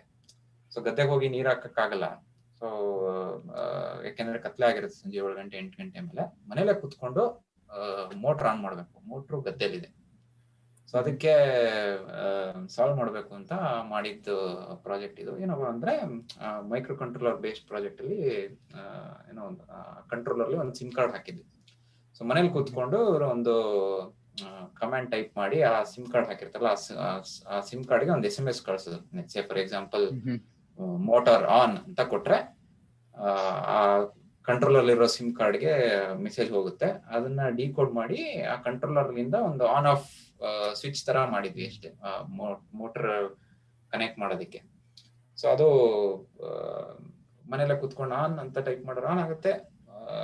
ಓಕೆ, ಅವ್ರಿಗೆ ಗೊತ್ತಿರುತ್ತೆ ಒಂದು ಅರ್ಧ ಗಂಟೆ ಬೇಕಾಗುತ್ತೆ ನಮ್ಮ ಇಡೀ ಗದ್ದೆ ಬರಕ್ಕೆ ಅಂತ. ಅದಾದ್ಮೇಲೆ ಆಫ್ ಅಂತ ಟೈಪ್ ಮಾಡಿದ್ರೆ ಆಫ್ ಆಗುತ್ತೆ. ಸೊ ಅದೊಂಥರ ತುಂಬಾ ಖುಷಿ ಆಯ್ತು ನಮ್ಗೆ ಮಾಡಿದಾಗ. ಆದ್ಮೇಲೆ ಅದನ್ನ ಕಾಲೇಜಲ್ಲಿ ಡೆಮೋ ಕೂಡ ಮಾಡಿದ್ವಿ. ಅಂದ್ರೆ ಅಫ್ಕೋರ್ಸ್ ಮೋಟ್ರ್ ಮಾಡ್ಲಿಲ್ಲ, ಒಂದು ಬಲ್ಬ್ ಕನೆಕ್ಟ್ ಮಾಡಿ ಕೊನೆಗೆ ಬಲ್ಬ್ ಆನ್ ಆಗಿ ಆಫ್ ಮಾಡೋಂಗೆ ಡೆಮೋ ಮಾಡಿ ತುಂಬಾ ಚೆನ್ನಾಗಿತ್ತು. ಅಂದ್ರೆ ಅಫ್ಕೋರ್ಸ್ ಅವರೆಲ್ಲ ಪ್ರೋಗ್ರಾಮಿಂಗ್ ಮಾಡಿದ್ದೆಲ್ಲ ಎಲೆಕ್ಟ್ರಾನಿಕ್ಸ್ ಇಂಜಿನಿಯರ್ಗಳು, ಮೈಕ್ರೋ ಕಂಟ್ರೋಲರ್ಸ್ ಎಲ್ಲ ನಮ್ಮ ಕಂಪ್ಯೂಟರ್ ಸೈನ್ಸ್ ಸ್ಟೂಡೆಂಟ್ಸ್ಗೆ ಅಷ್ಟಾಗಿ ಇರ್ಲಿಲ್ಲ. ಬಟ್ ಒಟ್ನಲ್ಲಿ ಒಳ್ಳೆ ಲರ್ನಿಂಗ್ ಎಕ್ಸ್ಪೀರಿಯನ್ಸ್ ಇತ್ತು. ಅಂದ್ರೆ how do you take a real world problem, ಯಾರಿಗೂ ಕಷ್ಟ ಆಗ್ತಿದೆ, ಅಂಡ್ ಅವಾಗಿನ ಸಮಯದಲ್ಲಿ ಇದ್ದಿದ್ದ ಟೆಕ್ನಾಲಜಿಗೆ ಇಟ್ಕೊಂಡು ಹೇಗೆ ಸಾಲ್ವ್ ಮಾಡಬಹುದು ಅಂತ ಅದ್ರದ್ದು ಒಂದು ಯೂಸ್ ಕೇಸ್ ಡೆಮಾನ್ಸ್ಟ್ರೇಟ್ ಮಾಡಿದ್ವಿ. ಹಿಂದೆ ನೋಡಿ ತುಂಬಾ ಖುಷಿ ಆಗ್ತಿದ್ದು ಪ್ರಾಜೆಕ್ಟ್ಗಳಲ್ಲಿ ಅದು ಒಂದು ಅಂತ ಶೇರ್ ಮಾಡಕ್ ಇಷ್ಟಪಡ್ತೀನಿ. ಅಫ್ಕೋರ್ಸ್ 3 ವಾರದ ಹಿಂದೆ ಅದನ್ನ ವಿಡಿಯೋ ನೋಡಿದಾಗ ಖುಷಿ ಆಯ್ತು. ಆ ಡೆಮೋ ಮಾಡಿದ್ದು ವಿಡಿಯೋ ಇತ್ತು, ಎಲ್ಲ ಸುತ್ತಮುತ್ತ ಪ್ರೊಫೆಸರ್ಗಳೆಲ್ಲ ನಿಂತ್ಕೊಂಡು ನೋಡ್ತಾ ಇದಾರೆ ನಮ್ ಡೆಮೋನ. ನೋಡ್ಕೊಂಡು ನನ್ನ ಫೋನಲ್ಲಿ ನನ್ನ ಹತ್ರ ಹಳೆಯದೊಂದು ನೋಕಿಯಾ 1100 ಫೋನ್ ಇತ್ತು ಅವಾಗ. ಆ ಫೋನಲ್ಲಿ ಹಿಂಗೆ ಟೈಪ್ ಮಾಡ್ಬಿಟ್ಟು ಆನ್ ಮೋಟಾರ್ ಆನ್ ಅಂತ ಟೈಪ್ ಮಾಡಿದ್ರೆ ಲೈಟ್ ಆನ್ ಆಗೋದು, ಮೋಟಾರ್ ಆಫ್ ಅಂತ ಟೈಪ್ ಮಾಡಿದ್ರೆ ಆಫ್ ಆಗೋದು. ಸೊ ತುಂಬಾ ಖುಷಿ ಕೊಟ್ಟಿತ್ತು ಆ ಒಂದು ಟೈಮಲ್ಲಿ. ಈಗೆಲ್ಲ ಕೇಳಿದ್ರೆ ಇದೆಲ್ಲ ಏನಪ್ಪಾ, ಇದಕ್ಕೊಂದು ಆಪ್ ಮಾಡಿದ್ರೆ ಆಗಲ್ವಾ, ಇದಕ್ಕೊಂದು IoT ಮಾಡಿದ್ರೆ ಆಗಲ್ವಾ ಅಂತೆಲ್ಲ ಅನ್ಸುತ್ತೆ. ನಾನಾಗ್ಲೇ ಹೇಳ್ದಂಗೆ ಇದು ಅಂದ ಕಾಲத்தில் ಒಂದು 10-15 ವರ್ಷದ ಹಿಂದಿನ ಕಾಲದ ಪ್ರಾಬ್ಲಮ್ ಸ್ಟೇಟ್ಮೆಂಟ್ ಮತ್ತು use case. I mean, this is interesting. Very, nice example. So, technology ಎಷ್ಟೇ ಡೆವಲಪ್ ಆದ್ರೂ it came from the basics ಅನ್ನೋದಕ್ಕೆ this is like prime example. So today ಅದೇ ಹೇಳ್ದಂಗೆ ಇವತ್ತು ಒಂದು ಆಪ್ ಬರೆದ್ ಬಿಡ್ಬೋದು, ಒಂದು ಈಸಿಯಾಗಿ you can create something which is very easy to use, but the stepping stones are very important and that gives a very good example. So thanks Harsha for sharing that. And yeah. One thing I want to share is I'm a little ನನ್ನ journey ಸ್ವಲ್ಪ litre ನಾನು. So ನಮ್ಗೆ ಏನಿತ್ತು ಅಂದ್ರೆ raspberry pi ಉಪಯೋಗಿಸಿ ಮಾಡೋ ತರ projects ಇರ್ತಾ ಇತ್ತು.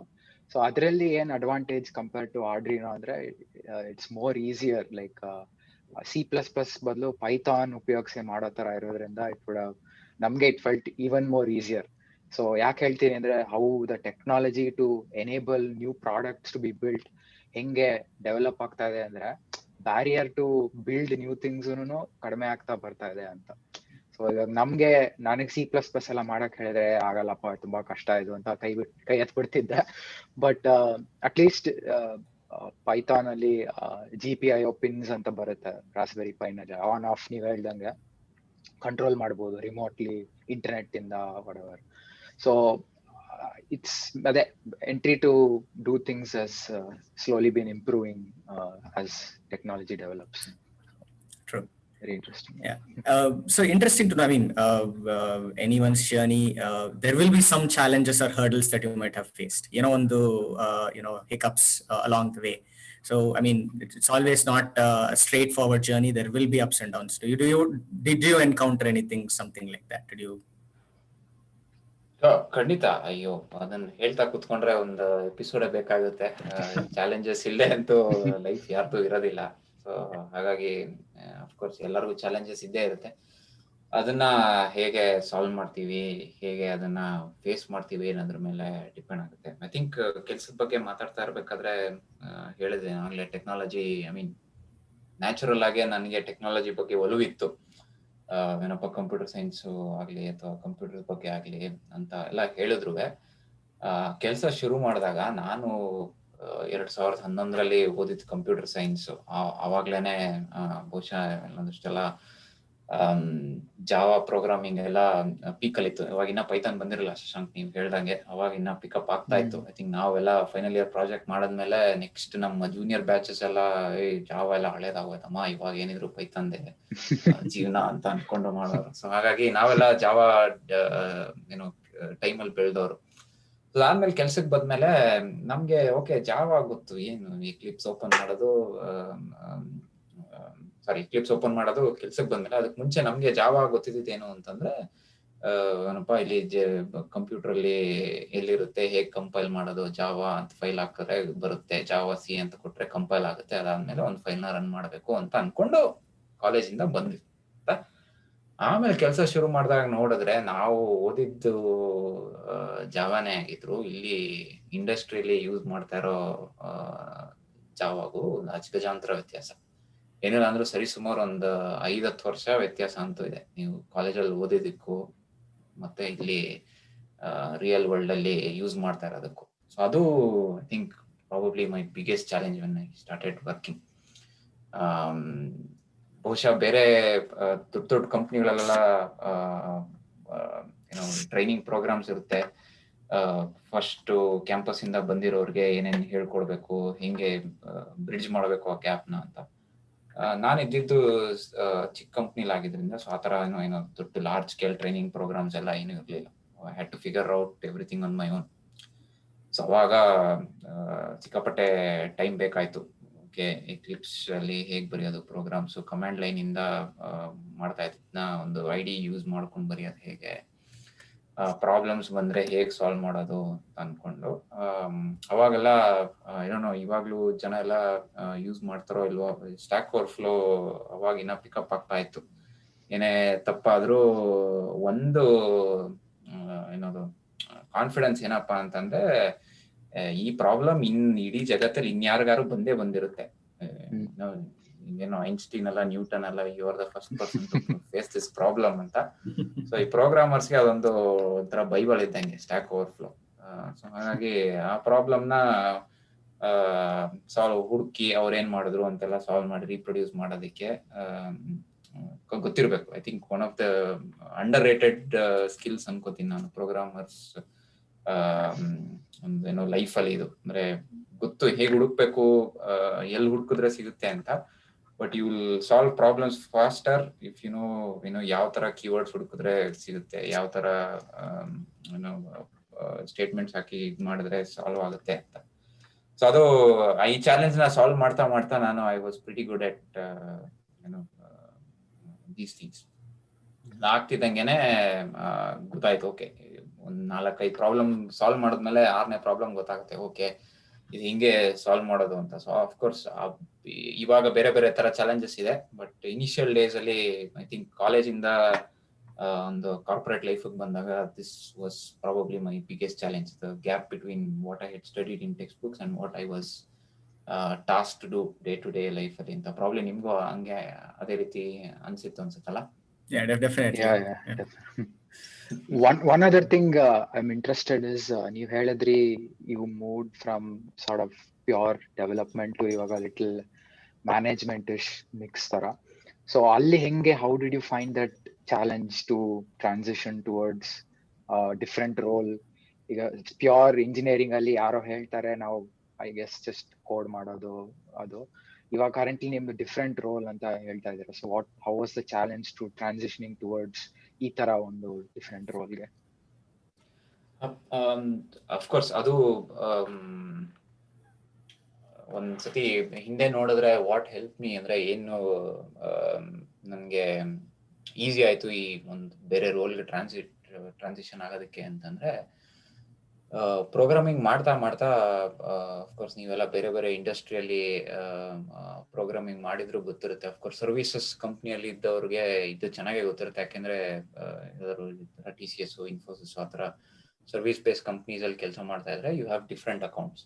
ಒಂದಿನ ಇನ್ಶೂರೆನ್ಸ್ ಬೇಸ್ಡ್ ಡೊಮೇನ್ಗೆ ಕೆಲಸ ಮಾಡ್ತಾರೆ, ನೆಕ್ಸ್ಟ್ ಡೇ ಯಾವ್ದೋ ಗೌರ್ಮೆಂಟ್ ಪ್ರಾಜೆಕ್ಟ್ಸ್ ಮೇಲೆ ಕೆಲಸ ಮಾಡ್ತಾರೆ, ನೆಕ್ಸ್ಟ್ ರಿಟೇಲ್ ಹೋಗ್ತಾರೆ, ಇನ್ನೊಂದು ಯಾವ್ದೋ ಏನೋ ಟ್ರಾವೆಲ್ ಹೋಗ್ತಾರೆ. ಆ ತರ ಬೇರೆ ಬೇರೆ ಡೊಮೈನ್ಸ್ ಹೋಗಿ ಸಿಕ್ಕಾಪಟ್ಟೆ ಏನೋ ಹಾಪ್ ಆಗ್ತಾ ಇರ್ತಾರೆ. ಸೊ ಹಾಗಾಗಿ your focus is on programming. Okay, ನಾನು ಪ್ರೋಗ್ರಾಮಿಂಗ್ ಇಲ್ಲಿ ಜಾವಾ ಇವತ್ತು ಮಾಡ್ತಾ ಇದ್ದೀನಿ, ನಾಳೆ ಇನ್ನೊಂದು ಇಂಡಸ್ಟ್ರಿಗೆ ಹೋಗ್ತೀನಿ, ಡೊಮೈನ್ ಚೇಂಜ್ ಆಗುತ್ತೆ, ಅವಾಗ ಅದ್ರದ್ದು ರೂಲ್ಸ್ ಕಲ್ತ್ಕೊಬೇಕು. ಓಕೆ, ಬ್ಯಾಂಕಿಂಗ್ ಅಲ್ಲಿ ಲೋನ್ಸ್ ಹಿಂಗ್ ಡಿಸ್ಟ್ರಿಬ್ಯೂಟ್ ಮಾಡ್ತಾ ಇದ್ರು, ಈ ತರ ಲಾಜಿಕ್ ಇರ್ತಾ ಇತ್ತು. ಇನ್ಶೂರೆನ್ಸ್ ಅಲ್ಲಿ it's the exact opposite. You don't have to focus on those things. You have to focus on risk, on who will likely to claim insurance. ಆ ತರ ಡೊಮೈನ್ ಸ್ಪೆಸಿಫಿಕ್ ನಾಲೆಡ್ಜ್ ಬೇಕಾಗುತ್ತೆ. ನನ್ಗೆ ಸುಲಭ ಆಗಿದ್ದು ಅದೇನೆ, because I was there in the same domain. ಒಂದೇ ಇದರಿಂದ ಇದ್ರು, ಬೇರೆ ಬೇರೆ ಪ್ರಾಜೆಕ್ಟ್ಸ್ ಮಾಡಿದ್ರು. I was very keen on picking up this domain specific skills. Programming ಮಾಡ್ತಾ ಇದ್ರು, ಅದ್ರ ಜೊತೆಗೆ ಓಕೆ ಈ ಪ್ರೋಗ್ರಾಮ್ ಮಾಡಿ ನಾನು I'm going from A to B, but what is A, what is B ಅಂತ ಅದು ಇಂಟ್ರೆಸ್ಟ್ ಇತ್ತು ನನಗೆ ಮುಂಚೆಯಿಂದನು. Not just the journey from A to B, I wanted to understand, okay, what is A, what is B, what ಏನಾಗುತ್ತೆ ಅದೆರಡರ ಮಧ್ಯ ಅಂತ. So ಅದು ಮಾಡ್ತಾ ಮಾಡ್ತಾ I think going into these roles was not as difficult ಅಂತ ಅನ್ಕೋತೀನಿ. If I had not focused on knowing the in and out of the domain, ಕಷ್ಟ ಆಗಿರೋದು ಅದು ಗೊತ್ತಿಲ್ಲದೆ ಹೋಗಿದ್ರೆ. If I was just okay, ನಾನು I am a computer engineer, my job is just to write code and solve and get this thing done and move on to the next line of code ಅಂತ ಅನ್ಕೊಂಡು ಅದೇ ರೀತಿ ಇದ್ದಿದ್ರೆ ಬಹುಶಃ ಕಷ್ಟ ಆಗಿರೋದು ಅನ್ಕೋತೀನಿ. But I mean this is me. ಬೇರೆಯವ್ರಿಗೆ ಇದೇ ರೀತಿ ಚಾಲೆಂಜಸ್ ಆಗ್ತಿತ್ತೋ ಇಲ್ವೋ ಗೊತ್ತಿಲ್ಲ. ಇದು ನನ್ಗನ್ಸಿದ ಪ್ರಕಾರ I think it made my switch easy. Basically ಅದೇ, ನೀವು ನಾಟ್ ಜಸ್ಟ್ ನನ್ ಕೆಲ್ಸ ಕೋಡಿಂಗು ಇಷ್ಟೇ ಅಲ್ಲ, ಬಟ್ ಈ ಡೊಮೈನ್ ಏನು, ಈ ಕೋಡ್ ಇಂದ ಏನು ಸಾಲ್ವ್ ಆಗ್ತಿದೆ ಆಸ್ ಅನ್, ನೀವು ಮುಂಚೆ ನಿಮ್ಮ ಇಂಜಿನಿಯರಿಂಗ್ ಪ್ರಾಜೆಕ್ಟ್ ತರಾನೇ GSM ಒಂದೇ, ದಟ್ ಇಸ್ ಟೆಕ್ನಾಲಜಿ, ಬಟ್ ಅದರಿಂದ ಹೆಂಗೆ ಗದ್ದೆಗೆ ನೀರ್ ಹೋಗುತ್ತೆ ಅನ್ನೋದು that sort of applicable here ಅನ್ಸುತ್ತೆ. ಇಟ್ಸ್ ನಾಟ್ ಜಸ್ಟ್ ಕೋಡ್ ಅಲ್ಲ, ಅದ್ರ ಹೈಯರ್ ಲೆವೆಲ್ ಏನ್ ಸಾಲ್ವ್ ಮಾಡುತ್ತೆ ಕೋಡ್ ಅನ್ನೋದು kind of helped you ಅನ್ನೋ ತರ. ಅದು ಒಂದು ನಮ್ಗೆ ಮುಂಚೆಯಿಂದ ಐ ಥಿಂಕ್ ಓದೋ ಟೈಮಿಂದನೂ we are not focused on the problem so much. ಎಲ್ಲರೂ ನಮ್ಗೆಲ್ಲ ಹೇಳ್ಬೇಕಾದ್ರೆ ಓಕೆ ಹಿಂಗ್ ಬರಿಬೇಕು ಪ್ರೋಗ್ರಾಮು, ಹಿಂಗ್ ಬರಿಬೇಕು ಅಂತಾನೆ ಟ್ರೈನ್ ಮಾಡಿ ಮಾಡಿ ನಮ್ಗೆ ಏನೋ ಒಂಥರ ಝೂಮ್ ಔಟ್ ಮಾಡಿ ಓಕೆ ಏನ್ ಮಾಡ್ತಾ ಇದೀನಿ ನಾನು ಅಂತ ನೋಡೋದಿಕ್ಕೆ ಏನೋ ಯಾರು ಹೇಳ್ಕೊಟ್ಟಿರಲ್ಲ. ಐ ಥಿಂಕ್ ಅದರಿಂದ ಶುರು ಮಾಡಿದ್ರೆ ಪ್ರಾಬ್ಲಿ ಜನ ಓದ್ಬೇಕಾದ್ರೂ ದೇ ವಿಲ್ ಅವ್ರು ಮಾಡ್ತಿರೋ ಕೆಲಸಕ್ಕೆ ಇನ್ನ ಅಪ್ರಿಶಿಯೇಟ್ ಮಾಡಕ್ಕೆ ಇಷ್ಟಪಡ್ತಾರೆ ಅಂತ ಅನ್ಸುತ್ತೆ. Speaking about challenges, I mean, I wanted to ask this question. So, especially ನೀನು ಇವಾಗ ಏವಿಯೇಷನ್ ಇಂಡಸ್ಟ್ರಿಯಲ್ಲಿ ವರ್ಕ್ ಮಾಡ್ತಿದ್ಯಾ, given the current situation, how do you think the aviation industry is affected, and how do you think like ಹೇಗೆ ಅವರು ತಿರ್ಗಾ ಮೇಲ್ ಬರಕ್ಕೆ ಸಾಧ್ಯ because of the situation? Can you talk about on that line a little bit? Sure. I mean, ಈ Covid ಆಗಿದ್ರಿಂದ if you make a list of all the industries that are impacted, aviation would be on number one in terms of immediate impact ಆಗಿರ್ಬೋದು, financial impact ಆಗಿರ್ಬೋದು, number of jobs lost, number of people directly and indirectly affected. I think doubt ಇಲ್ಲ, it's the hardest hit industry. ಎಷ್ಟೊಂದು ಜನ ಹೇಳ್ತಾರೆ, I mean aviation ಇಂಡಸ್ಟ್ರಿಗೆ ಇದೇನು ಹೊಸ್ತಲ್ಲ, ಈ ತರ ಶಾಕ್ಗಳು ಸುಮಾರು ಬಂದಿದೆ ಹಿಂದೆ. 9/11 ಆದಾಗ similarly flights var grounded. Terrorist attack ಆದಾಗ ಸೆಕ್ಯೂರಿಟಿ ಪ್ರೋಟೋಕಾಲ್ಸ್ ಎಲ್ಲ ಚೇಂಜ್ ಮಾಡಿದ್ರು ಏರ್ಪೋರ್ಟ್ ಅಲ್ಲಿ. ಅದಾಗೋವರೆಗೂ ಜನರ ಹತ್ರ ಕಾನ್ಫಿಡೆನ್ಸ್ ಇರಲ್ಲ ಮತ್ತೆ ಫ್ಲೈಟ್ ಹತ್ತೋದಿಕ್ಕೆ. ಬಟ್ ಅದನ್ನು ಓವರ್ಕಮ್ ಮಾಡಾದ್ಮೇಲೆ ಮತ್ತೆ ಅದ್ರ ನೆಕ್ಸ್ಟ್ ಕ್ರೈಸಿಸ್ ಅಂದ್ರೆ ಬಂದಿದ್ದು ಫೈನಾನ್ಷಿಯಲ್ ಕ್ರೈಸಿಸ್ 2008 ಅಲ್ಲಿ. ಜನಕ್ಕೆ ಏನು ಟೆರರಿಸ್ಟ್ ಅಟ್ಯಾಕ್ ಇರಲಿಲ್ಲ, ಏನು ಹೆಲ್ತ್ ಪ್ರಾಬ್ಲಮ್ ಏನು ಇರಲಿಲ್ಲ, ಬಟ್ ಜನರ ಹತ್ರ ದುಡ್ಡು ಇರಲಿಲ್ಲ ಓಡಾಡೋದಕ್ಕೆ. All the companies were under loss, markets ಎಲ್ಲ they were behaving crazy. So ಹಾಗಾಗಿ ಆ ಕ್ರೈಸಿಸ್ ಇಂದ ಇರಲಿಲ್ಲ. ಸೊ ಇದು ಒಂಥರ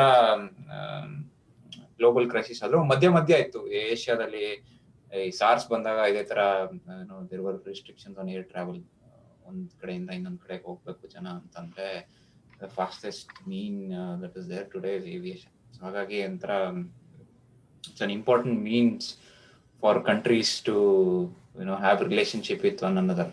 ನಾಟ್ ಜಸ್ಟ್ ಜನರಿಗೆ ಒಂದ್ ಕಡೆ ಇನ್ನೊಂದ್ ಕಡೆ ಹೋಗೋದಕ್ಕಲ್ಲ, even for countries to maintain healthy relationship ಒಂದು ದೇಶ ಇನ್ನೊಂದು ದೇಶದ ಮಧ್ಯೆ ಇರೋದಕ್ಕೆ it's an important mean.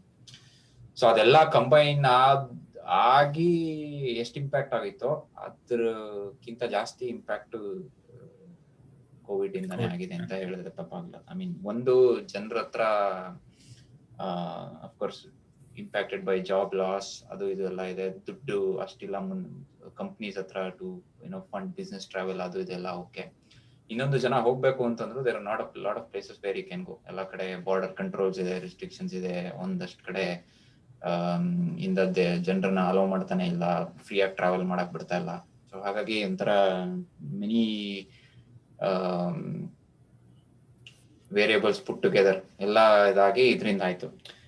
But of course ಅದೆಲ್ಲ ಮುಂಚೆ ಹೇಳಿದ ಕ್ರೈಸಿಸ್ ಏನಕ್ಕೆ ಹೇಳಿದೆ ಅಂತಂದ್ರೆ ಅದನ್ನೆಲ್ಲ ಕ್ರೈಸಿಸ್ ಇಂದನೂ ವಾಪಸ್ ಬಂತು. ಮತ್ತೆ aviation was back in its place after some time. ಇವಾಗ್ಲೂ ಬರುತ್ತೆ, but maybe it is a long road to be back at what it was before 2020 or 2019 levels ಬರಬೇಕು ಅಂತಂದ್ರೆ. ಕೆಲವೊಂದೆಲ್ಲ ಪ್ರಿಡಿಕ್ಷನ್ಸ್ ಹೇಳ್ತಾ ಇದೆ ಇಟ್ ವಿಲ್ ಬಿ 24-25 ಅದು ಇದು ಅಂತ, taking in lot of scenarios. ಈಗ ಅದೇನೋ ಹೊಸ ವೇರಿಯೇಷನ್ಸ್, ಹೊಸ ಮ್ಯೂಟೇಷನ್ಸ್ ಅದೆಲ್ಲ ಬಂದಿರೋದ್ರಿಂದ maybe it will further complicate ಆ ತರ ಏನೋ ಇದೆ ಅಂತಿದೆ. But I think it will be back sooner or later. But ಇದೇ ತರ ಬರುತ್ತಾ ಅಂತ ಕೇಳಿದ್ರೆ ನನ್ನ ಪ್ರಕಾರ I don't think it will be the same. ಜನ ಓಡಾಡೋದೇ ನಿಲ್ಲಿಸ್ಬಿಡ್ತಾರೆ ಅನ್ನೋದು ತಪ್ಪು. ಜನ ಮುಂಚೆ ಓಡಾಡ್ತಾ ಇದ್ರಷ್ಟೇ ಓಡಾಡ್ತಾರೆ ಅನ್ನೋದು ತಪ್ಪು. ಐ ಮೀನ್ ತಪ್ಪು ಅಂತಲ್ಲ, it will not B the case in my opinion. There will be some measures taken along the way, I guess. Of course, ಜನ ಟ್ರಾವೆಲ್ ಮಾಡದೆ ಎಲ್ಲ ಈಗೆಲ್ಲ Zoom call, Google Meet, MS Teams ಎಲ್ಲ ಬಂದ್ಬಿಟ್ಟಿದೆ. ಇದರಿಂದ ಜನ ಓಡಾಡೋದೇ ನಿಲ್ಲಿಸ್ಬಿಡ್ತಾರೆ. I think that is far fetched.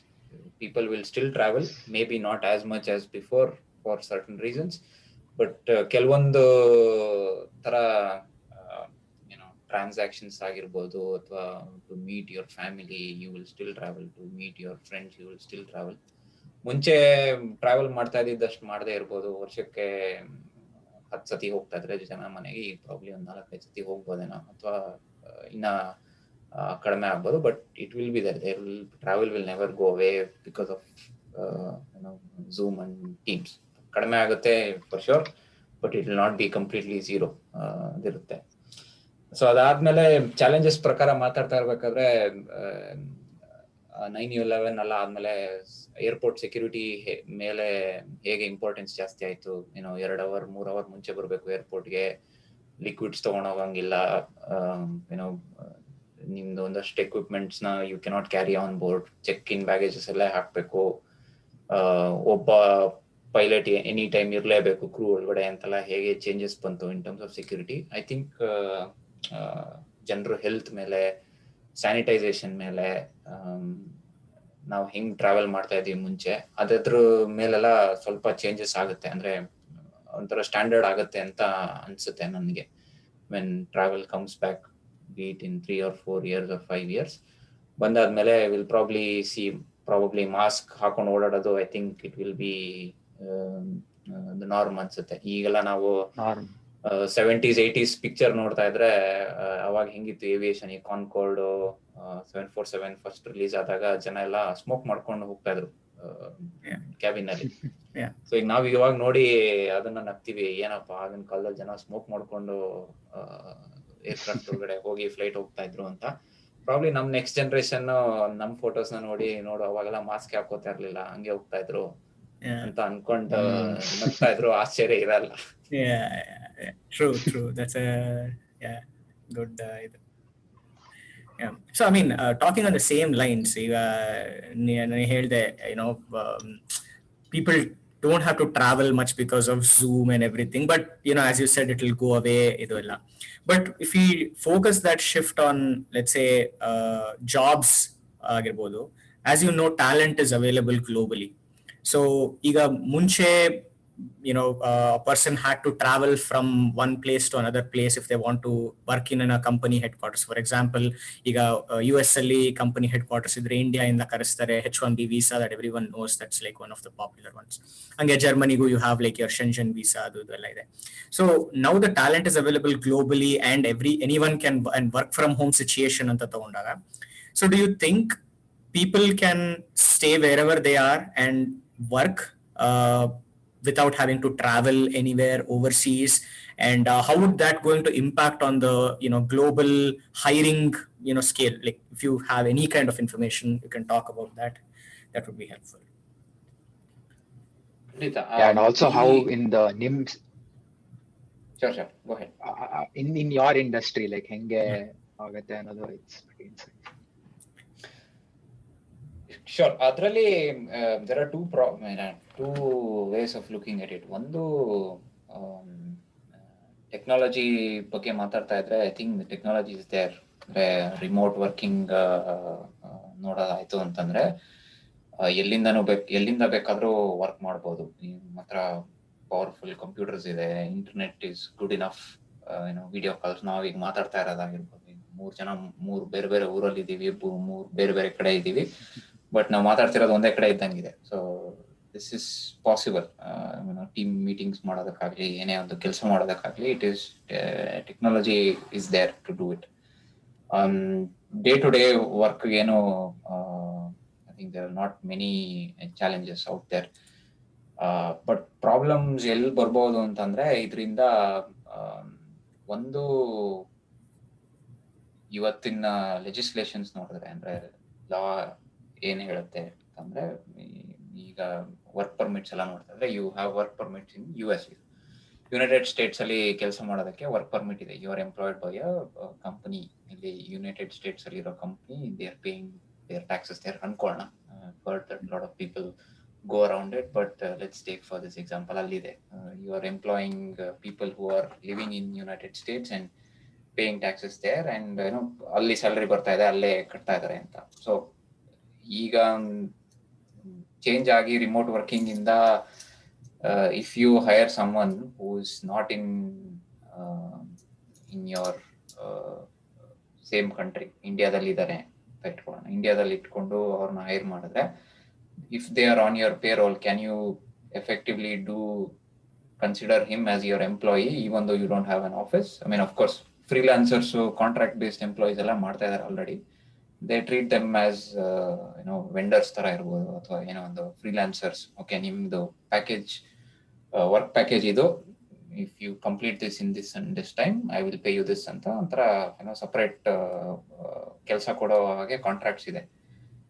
But can you do that for your full-time employees who you are there on your payroll? ಅಂದ್ರೆ ನೀವು ಅವ್ರಿಗೆ ಸಂಬಳ ಕೊಟ್ಟು ಅವ್ರದ್ದು ಇನ್ಶೂರೆನ್ಸ್ ನೋಡ್ಕೊಂಡು ಅವ್ರದ್ದು ಇದನ್ನೆಲ್ಲ ನೋಡ್ಕೊಂಡು ಮಾಡೋದಕ್ಕಾಗುತ್ತಾ?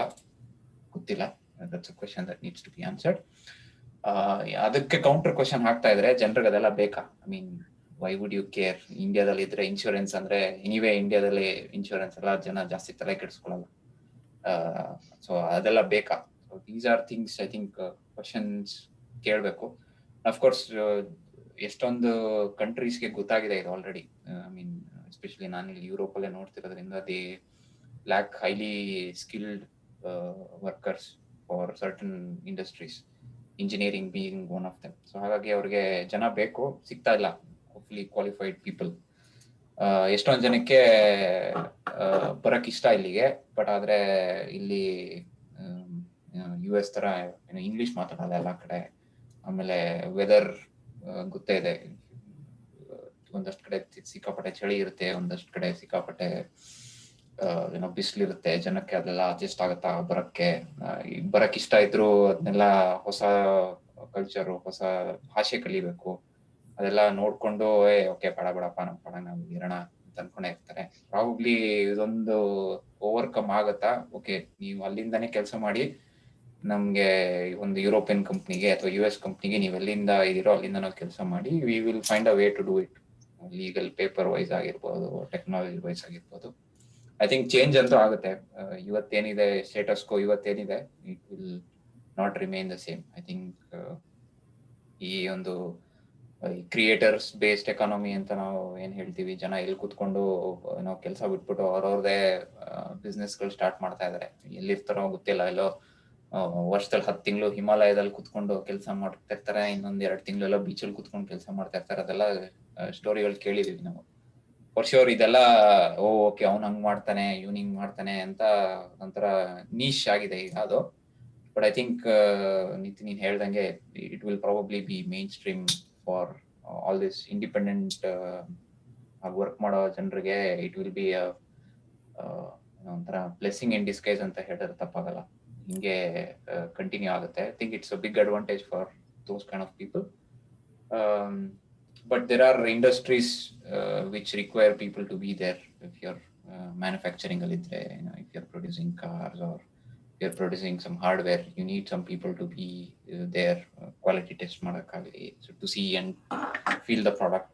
ಅದೆಲ್ಲ ಅದಕ್ಕೊಂದಷ್ಟು ಜನ ಬೇಕಾಗಿರುತ್ತೆ. For I think for some kind of job profiles and some industries, it is 100% possible. I think it will be there if people figure out how to go around the legal route. For some industries it will be difficult ಅನ್ಸುತ್ತೆ ನನ್ನ ಪ್ರಕಾರ. But I think optimistic ಆಗಿ ಇದ್ದಾರೆ ಎಲ್ಲರೂ.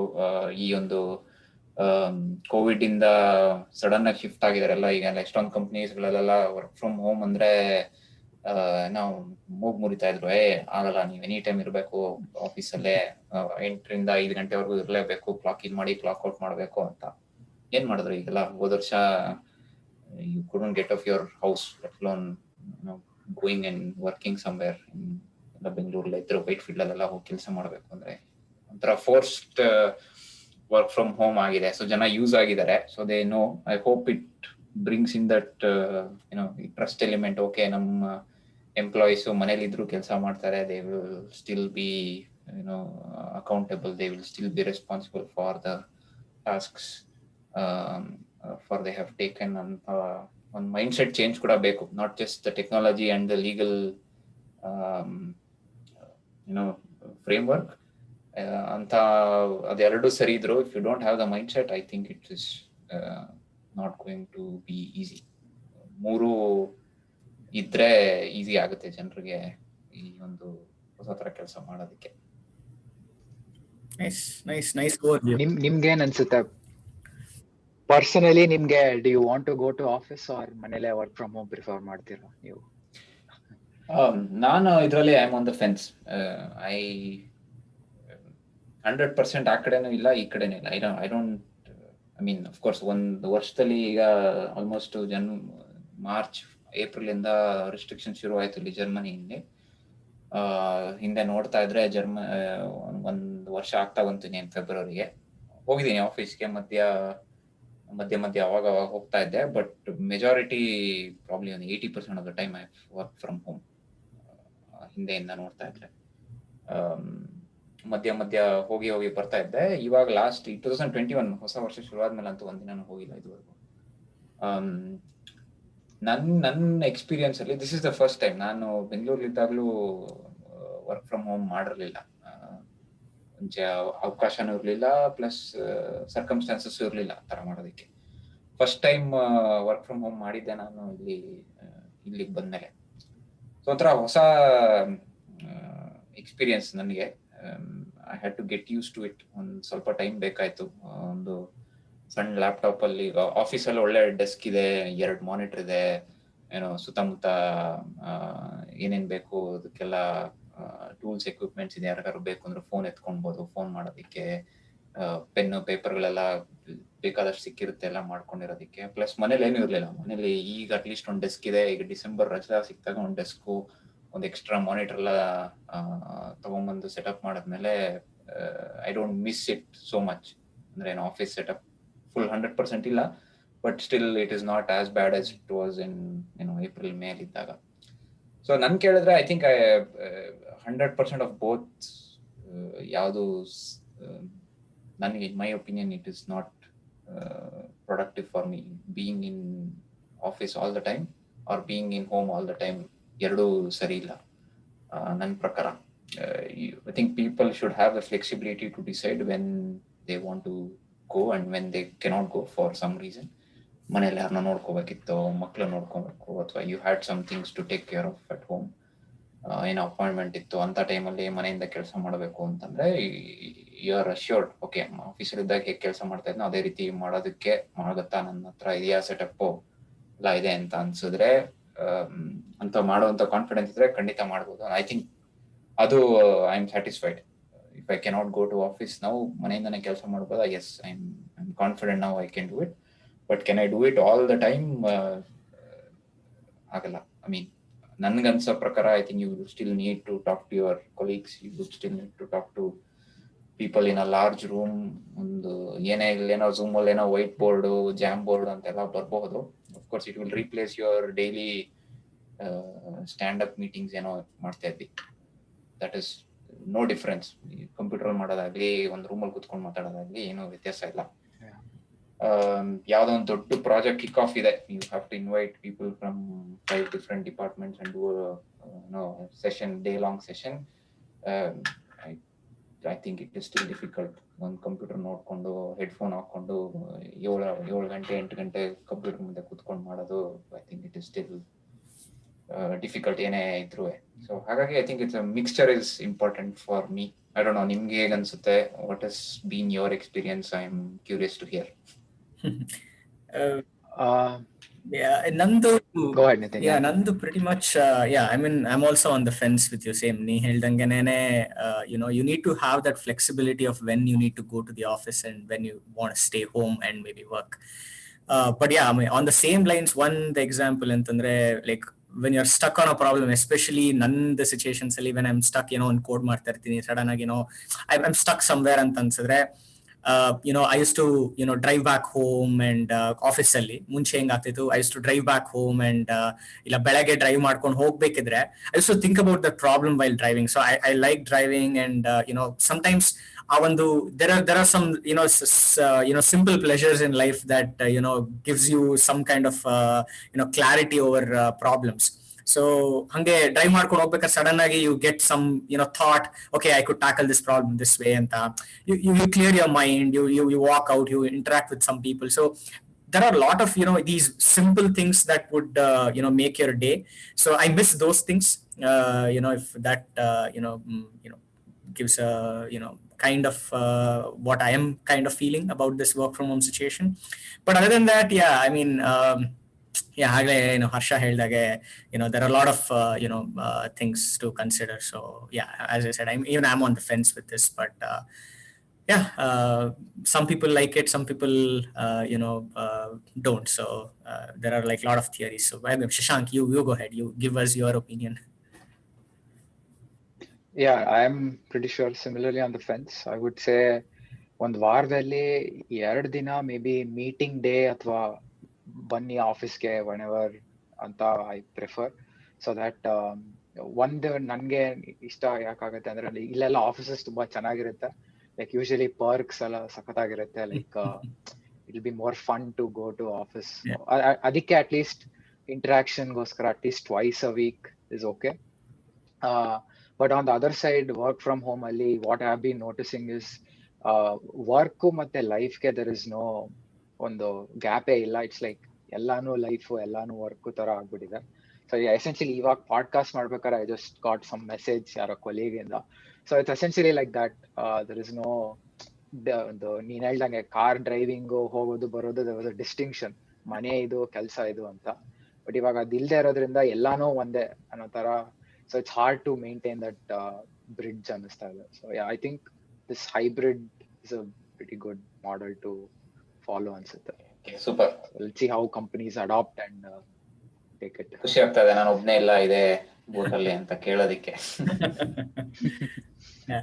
I mean, yeah, speaking on, I think, we have touched about a little bit about technology and software and everything. So now coming on to a little bit on different, we'll take on a different note. So I know that you are Harsha, you do commentary for BFC in Kannada, Star Sports ke Kannada nal commentary ಮಾಡಿದ್ಯಾ. So when I heard this, especially I knew about your association with BFC and everything, and I was really proud of that, and I was really excited to be a part of it. ನಾನು ಅಷ್ಟೊಂದು ಗೇಮ್ಸ್ಗೂ ಹೋಗಿದ್ದೀವಿ in Bangalore. So I wanted to know about this journey. So this, Bari Technology, we want to also bring our listeners a little bit on, current trends and, sports, games and everything. So definitely, we want to know about that. So if you can share a little bit information on that, that will be helpful. Sure ಖಂಡಿತ. Football association ಬಗ್ಗೆ ಮಾತಾಡಬೇಕು ಅಂತಂದ್ರೆ, ಈ technology ಎಷ್ಟು ಹಳೆದಿಲ್ಲದೆ ಇರ್ಬೋದು. I think ಮುಂಚೆ ಮನೇಲಿ TV ಇದ್ದಾಗ ಅಷ್ಟೊಂದೇನು ಜಾಸ್ತಿ ಫುಟ್ಬಾಲ್ ನೋಡ್ತಿರ್ಲಿಲ್ಲ. ಅಫ್ಕೋರ್ಸ್ ಕ್ರಿಕೆಟ್ ಎಲ್ಲ ನೋಡ್ತಿದ್ದಂಗೆ ಕ್ರಿಕೆಟ್ ನೋಡ್ಕೊಂಡೇ ಬೆಳೆದವ್ರು ನಾವು. ಇಂಜಿನಿಯರಿಂಗ್ ಬಂದಾಗ ಆಲ್ಮೋಸ್ಟ್ ಅಫ್ಕೋರ್ಸ್ ಫುಟ್ಬಾಲ್ ಗೊತ್ತಿತ್ತು. ವರ್ಲ್ಡ್ ಕಪ್ ಆಗಿರ್ಲಿ ಅಥವಾ ಪ್ರೀಮಿಯರ್ ಲೀಗ್ ಅಲ್ಲಿ ಏನೇನಾಗ್ತಾ ಇದೆ ಅಂತ used to hear and know. But full okay game ಮೇಲೆ ಫೋಕಸ್ ಬಂದಿದ್ದು because of purely my friends in engineering. ನಾನು ಇಂಜಿನಿಯರಿಂಗ್ ಮಾಡ್ಬೇಕಾದ್ರೆ ಫ್ರೆಂಡ್ಸ್ ಜೊತೆ ಇದ್ದಾಗ ಫುಟ್ಬಾಲ್ ಬಗ್ಗೆ ಮಾತಾಡ್ತಾ ಇದ್ವಿ, ಫುಟ್ಬಾಲ್ ಆಡ್ತಾ ಇದ್ವಿ ರೆಗ್ಯುಲರ್ ಆಗಿ. ಸೊ ಐ ಥಿಂಕ್ ಕಂಪ್ಯೂಟರ್ ಮನೆಗೆ ಬಂದಾಗ, ಇಂಜಿನಿಯರಿಂಗ್ ಟೈಮಲ್ಲಿ ಒಂದು ಕಂಪ್ಯೂಟರ್ ತಗೊಂಡಾಗ, one of the first games I started playing was FIFA 97, FIFA 2003, FIFA 2007 ಎಲ್ಲ ಆಗಿನ ಕಾಲದ ಕ್ಲಾಸಿಕ್ಸ್. ನಮ್ಮ ಕಾಲೇಜಲ್ಲೆಲ್ಲ ಫೆಸ್ಟ್ ನಡಿಬೇಕಾದ್ರೆ ಒಂದ್ ಕಡೆ ಕೌಂಟರ್ ಸ್ಟ್ರೈಕ್ ಅರ್ಧ ಕ್ಲಾಸ್ ಹೋಗ್ತಾ ಇದ್ರೆ, ಇನ್ನು ಅರ್ಧ ಕ್ಲಾಸ್ FIFA ಆಡಕ್ಕೆ ರೆಡಿ ಇರ್ತಾ ಇದ್ರು. ಸೊ ಹಾಗಾಗಿ ಆತರ ಎಲ್ಲ ಗೇಮ್ಸ್ ಎಲ್ಲ ಆರ್ಗನೈಸ್ ಮಾಡ್ತಾ ಇದ್ವಿ. ಸೊ ಹಾಗಾಗಿ ಫುಟ್ಬಾಲ್ ಒಲವು ಹೆಚ್ಚಾಗಿದ್ದೆ ಕಾಲೇಜಿಂದ ಅಂತ ಹೇಳ್ಬೇಕು. ಅದಾದ್ಮೇಲೆ ರೆಗ್ಯುಲರ್ ಆಗಿ ಟಿವಿಯಲ್ಲಿ ನೋಡ್ತಾ ಇದ್ದೆ. ಇಂಜಿನಿಯರಿಂಗ್ ಬಂದಾದ್ಮೇಲೆ ಇಂಗ್ಲಿಷ್ ಪ್ರೀಮಿಯರ್ ಲೀಗ್ ಎಲ್ಲ ಸಿಕ್ಕಾಪಟ್ಟೆ ನೋಡ್ತಾ ಇದ್ದೆ. ಅವಾಗೆಲ್ಲ ನಾ ಸಪೋರ್ಟ್ ಮಾಡ್ತಾ ಇದ್ದಿತ್ತು. ಕ್ಲಬ್ ಕೂಡ ಚೆನ್ನಾಗಿ ಆಡ್ತಾ ಇತ್ತು, Manchester United, if you are interested. So ಅವಾಗ ನೋಡ್ಕೊಂಡು ಬಂದಾಗ ಬೆಂಗಳೂರಲ್ಲಿ ಕೆಲಸ ಮಾಡಕ್ ಶುರು ಮಾಡಿದ್ಮೇಲೆ ಒಂದು 2013 ಹತ್ತತ್ರ ಅವಾಗ ಸುದ್ದಿ ಬಂತು, ಈಗ ನಿಮ್ಗೆ ಬೆಂಗಳೂರಲ್ಲಿ ಒಂದು ಫುಟ್ಬಾಲ್ ಕ್ಲಬ್ ಶುರು ಮಾಡ್ತಾ ಇದಾರಂತೆ, ಹಿಂಗೆ ಹೊಸ ಕ್ಲಬ್ BFC ಅಂತ ಸುದ್ದಿ ಬಂತು. ಸೊ ಅವಾಗ ನಾವು of course I was interested in football. ನೋಡೋಣ, ಫುಟ್ಬಾಲ್ ಸ್ಟೇಡಿಯಂ ಹೋಗಿ ನೋಡೋಣ ಹೆಂಗಿರುತ್ತೆ. ಸೊ ಅವಾಗ ಐ ಲೀಗ್ ಅಂತ ನಡೀತಾ ಇತ್ತು. ಇವಾಗ ಇಂಡಿಯನ್ ಸೂಪರ್ ಲೀಗ್ ಅಂತ ಆಗಿದೆ. ಇವಾಗಲೂ ಐ ಲೀಗ್ ಇದೆ, but it is not the top league anymore. ಅವಾಗ ಬೆಂಗಳೂರು ಫುಟ್ಬಾಲ್ ಕ್ಲಬ್ ಶುರು ಮಾಡಿದಾಗ ಗರುಡ ಮಾಲ್ ಎದುರುಗಡೆ ಒಂದು ಸಣ್ಣ ಫುಟ್ಬಾಲ್ ಗ್ರೌಂಡ್ ಇದೆ, ಇವಾಗ್ಲೂ ಇದೆ, ಬಟ್ ಅವಾಗ ಇನ್ನ ಚಿಕ್ಕದಾಗಿತ್ತು. ಇವಾಗೆಲ್ಲ ರಿನೋವೇಟ್ ಮಾಡಿ ಗೊತ್ತಾಗಲ್ಲ ಇದೇ ಫುಟ್ಬಾಲ್ ಅಲ್ಲ, ಇದೇ ಸ್ಟೇಡಿಯಂ ಅಲ್ಲ ನಡೀತಾ ಇತ್ತು ಅಂತ. ಸೊ ಅವಾಗ ಆಟ ಶುರು ಮಾಡಿದ್ದು BFC 2013 ಅಲ್ಲಿ ಕ್ಲಬ್ ಫಾರ್ಮ್ ಆಯ್ತು. ಹೊಸ ಪ್ಲೇಯರ್ಸ್ ಕರ್ಕೊಂಡ್ಬಂದು ಶುರು ಮಾಡಿದ್ರು. ದಟ್ ವಾಸ್ ಏನೋ ಒಂದು ಲೈವ್ ಫುಟ್ಬಾಲ್ ನೋಡಿದ್ದು ಎಕ್ಸ್ಪೀರಿಯನ್ಸ್ ಶುರುವಾಗಿದ್ದು ಅವಾಗ 2013 ಅಲ್ಲಿ. ಒಂದ್ಸತಿ ನೀವೆಲ್ಲ ಫುಟ್ಬಾಲ್ ಸ್ಟೇಡಿಯಂಗೆ ರೆಗ್ಯುಲರ್ ಆಗಿ ಹೋಗಿದ್ರೆ ಖಂಡಿತ ಗೊತ್ತಿರುತ್ತೆ. ಕ್ರಿಕೆಟ್ಗೂ ಫುಟ್ಬಾಲ್ಗೂ ನನಗೆ ವ್ಯತ್ಯಾಸ ಕಾಣಿಸೋದಲ್ಲೇ. Cricket is a sport made for TV. ಅಂದ್ರೆ ಟಿವಿಯಲ್ಲಿ ನೋಡ್ತಾ ಇದ್ರೆ ಕ್ರಿಕೆಟ್ ಗೊತ್ತಾಗುತ್ತೆ ಏನಾಗ್ತಾ ಇದೆ, ಗೇಮು, ಯಾರು ಓಡಿದ್ರು, ಯಾರು ಕ್ಯಾಚ್ ಹಿಡಿದ್ರು, ಏನಿರ್ತ ಅಂತ. ಬಟ್ ಸ್ಟೇಡಿಯಂ ಹೋಗಿ ಕೂತ್ಕೊಂಡ್ರೆ ನಿಂಗೂ ಗೊತ್ತಿರುತ್ತೆ, ಚಿನ್ನಸ್ವಾಮಿಲಿ ಅಷ್ಟೊಂದೆಲ್ಲ ಮಾಹೋಲ್ ಎಲ್ಲ ಚೆನ್ನಾಗಿರುತ್ತೆ, ಅಟ್ಮಾಸ್ಫಿಯರ್ ಎಲ್ಲ ಚೆನ್ನಾಗಿರುತ್ತೆ. ಬಟ್ ಗೇಮ್ ಮೇಲೆ of course if it is not last over ಏನೋ ಒಂದು 5 ರನ್ ಬೇಕಾಗಿರುತ್ತೆ, ನೈಲ್ ಬೈಟಿಂಗ್ ಫಿನಿಶ್ ಇಲ್ಲದೆ ಹೋಗಿದ್ರೆ you can easily let go of the match. ಮಾತಾಡ್ತಾಗ ಹಂಗೆ ಟೈಮ್ ಪಾಸ್ ಆಗುತ್ತೆ. ವೇರಸ್ ಫುಟ್ಬಾಲ್ ಅಲ್ಲಿ I find this difference the opposite way. ಟಿವಿಲೂ ನೋಡೋದಕ್ಕೆ ಚೆನ್ನಾಗಿರುತ್ತೆ ಬಿಕಾಸ್ ಪ್ರೊಡಕ್ಷನ್ ಕ್ವಾಲಿಟಿ ಹಂಗಿದೆ, but stadium viewing experience is different ball game altogether. Of course Bengaluru football ಕ್ಲಬ್ಗೆಲ್ಲ ಹೋಗಿದ್ರೆ ಜನರಿಗೆ ಗೊತ್ತಿರುತ್ತೆ ಹೇಗಿರುತ್ತೆ, ಅಟ್ಮಾಸ್ಫಿಯರ್ ಹೇಗಿರುತ್ತೆ, ಜನ ಚಾಂಟ್ ಮಾಡೋದಾಗ್ಲಿ, ಜನ ಕ್ರೌಡ್ ಸಪೋರ್ಟ್ ಮಾಡೋದು ಹೇಗೆ ಏನಂತ ಅಂತ. ಸೊ ಹಂಗಾಗಿ ರೆಗ್ಯುಲರ್ ಆಗಿ ಹೋಗಕ್ ಶುರು ಮಾಡಿದೆ ಅವಾಗ ಫುಟ್ಬಾಲ್ ಗೇಮ್ಸ್ಗೆ. ಐ ಥಿಂಕ್ ಬೆಂಗಳೂರಲ್ಲಿ ಇದ್ದಿದ್ರೆ ನಾನು if BFC were playing, I think I only missed ಒಂದು ಮ್ಯಾಚ್ ಏನೋ ಯಾವಾಗಲೂ ಮಿಸ್ ಮಾಡಿದ್ದೆ. ಆಫೀಸ್ಲಿ ಏನೋ ಕೆಲಸ ಇತ್ತು ಅಂತನೋ ಏನೋ, ಕೆನಾಟ್ ರಿಕಾಲ್ ವೈ. ಒಂದು ಗೇಮ್ ಬಿಟ್ರೆ whenever they have played in Bangalore, I been in the stadium supporting. So ಹಂಗಾಗಿ ಅದರಿಂದ ಶುರುವಾಗಿದ್ದು ಬೆಂಗಳೂರು ಫುಟ್ಬಾಲ್ ಕ್ಲಬ್ ಜೊತೆಗೆ ಅಸೋಸಿಯೇಷನ್. ನಿತಿನ್ ಕರ್ಕೊಂಡು ಹೋಗಿದ್ದೀನಿ, ನಿಖಿತ್ನು ಸುಮಾರು ಗೇಮ್ಸ್ಗೆ ಕರ್ಕೊಂಡು ಹೋಗಿದ್ದೆ. ಹಂಗಾಗಿ ಸೊ ಆ ಒಂದು ಅಸೋಸಿಯೇಷನ್ ಇಂದ ಶುರುವಾಗಿದ್ದು. ಈ ಸ್ಟಾರ್ ಸ್ಪೋರ್ಟ್ಸ್ ಅವರು ಒಂದು ಕನ್ನಡ ಸ್ಪೋರ್ಟ್ಸ್ ಚಾನೆಲ್ ನ ಶುರು ಮಾಡ್ತಾ ಇದೀವಿ ಅಂತ ಸುದ್ದಿ ಬಂತು 3 ವರ್ಷದ ಹಿಂದೆ. So they are looking for people who know Kannada and know football. I think ಎರಡು ವೆನ್ ಡಯಾಗ್ರಾಮ್ ತರ ಹಾಕಿದ್ರೆ there were a lot of people who are supporting, who knew football. There were a lot of people who knew Kannada, but ಅದ್ರದ್ದು ಎರಡು combination ಇದ್ದವರು ಅಷ್ಟೊಂದು ಜನ ಇರ್ಲಿಲ್ವಂತೆ. Of course this is what I heard. ಹಾಗಾಗಿ ನನಗೆ ಕಾಲ್ ಬಂತು, ಹಿಂಗೆ ಹುಡುಕ್ತಾ ಇದಾರೆ, ಆರ್ ಯು ಇಂಟ್ರೆಸ್ಟೆಡ್ ಅಂತ. ಅಫ್ಕೋರ್ಸ್ ಇಂಟ್ರೆಸ್ಟ್ ಅಂತೂ ಇದೆ ನನಗೆ, but I have never held a mic in my life. ಏನೋ ಕಾಲೇಜ್ ಫೆಸ್ಟ್ ಮಾಡ್ಬೇಕಾದ್ರೂ ಆರ್ಗನೈಸ್ ಎಲ್ಲ ಮಾಡ್ತಾ ಇದ್ರು.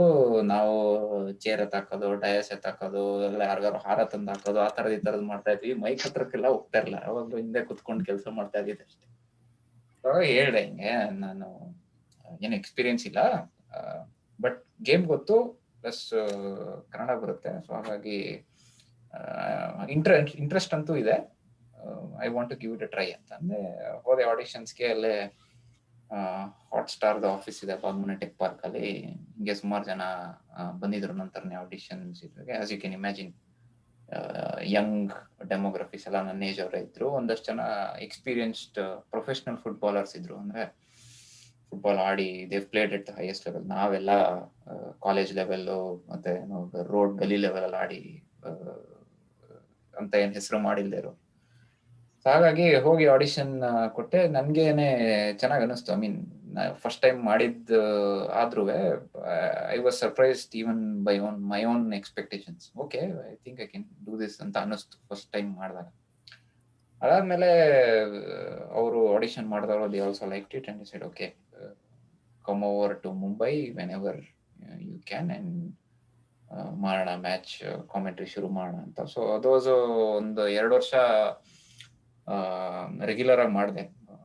ಬೆಂಗಳೂರಿಂದ ಮುಂಬೈಗೆ ರೆಗ್ಯುಲರ್ ಆಗಿ ಟ್ರಾವೆಲ್ ಮಾಡ್ತಿದ್ದೆ. ವೀಕೆಂಡ್ಸು ಅಥವಾ ಆಫೀಸಿಗೆ ರಜೆ ಹಾಕ್ಬಿಟ್ಟು ಹೋಗ್ತಾ ಇದ್ದೆ, ಯಾಕೆಂದ್ರೆ ಸ್ಟುಡಿಯೋ ಮುಂಬೈಲಿ ಇತ್ತು. So I was frequenting between Bengaluru and Mumbai.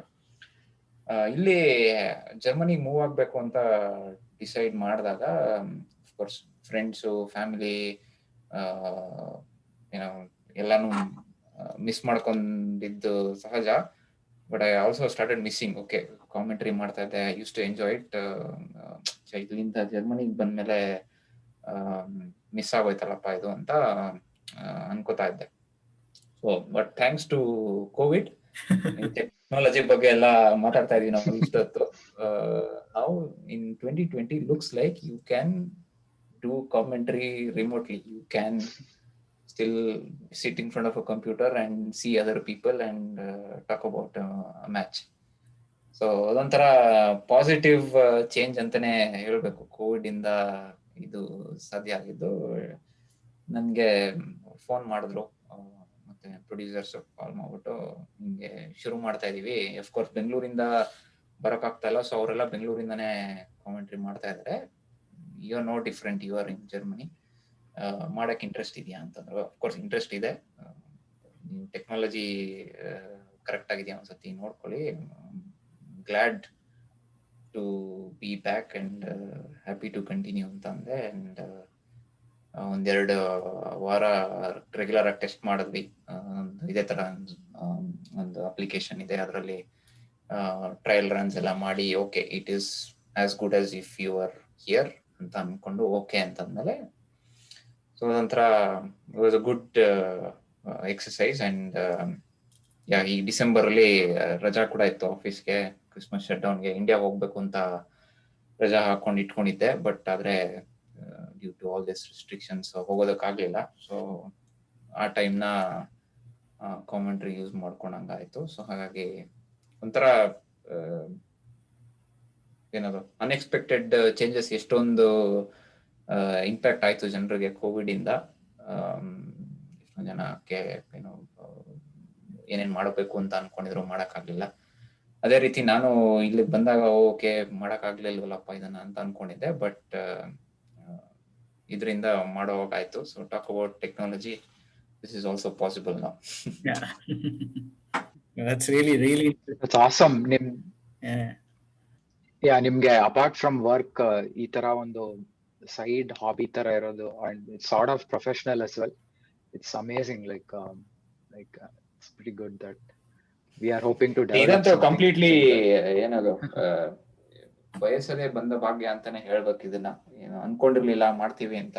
ಹೆಂಗೋ ಹಿಂಗೊಂದು ಏನದು ಸರಿಯಾದ ಟೈಮ್ಗೆ ಸರಿಯಾದ ಜಾಗದಲ್ಲಿ ಇದ್ದು ಸಿಕ್ಕಂತ ಅವಕಾಶ ಇದು. ಸೊ ಹಾಗಾಗಿ I think it was luck. How are BFC doing this year? I know I mean ಇಲ್ಲ ಈ ವರ್ಷ I think the less we talk about it is better ಅನ್ಸುತ್ತೆ.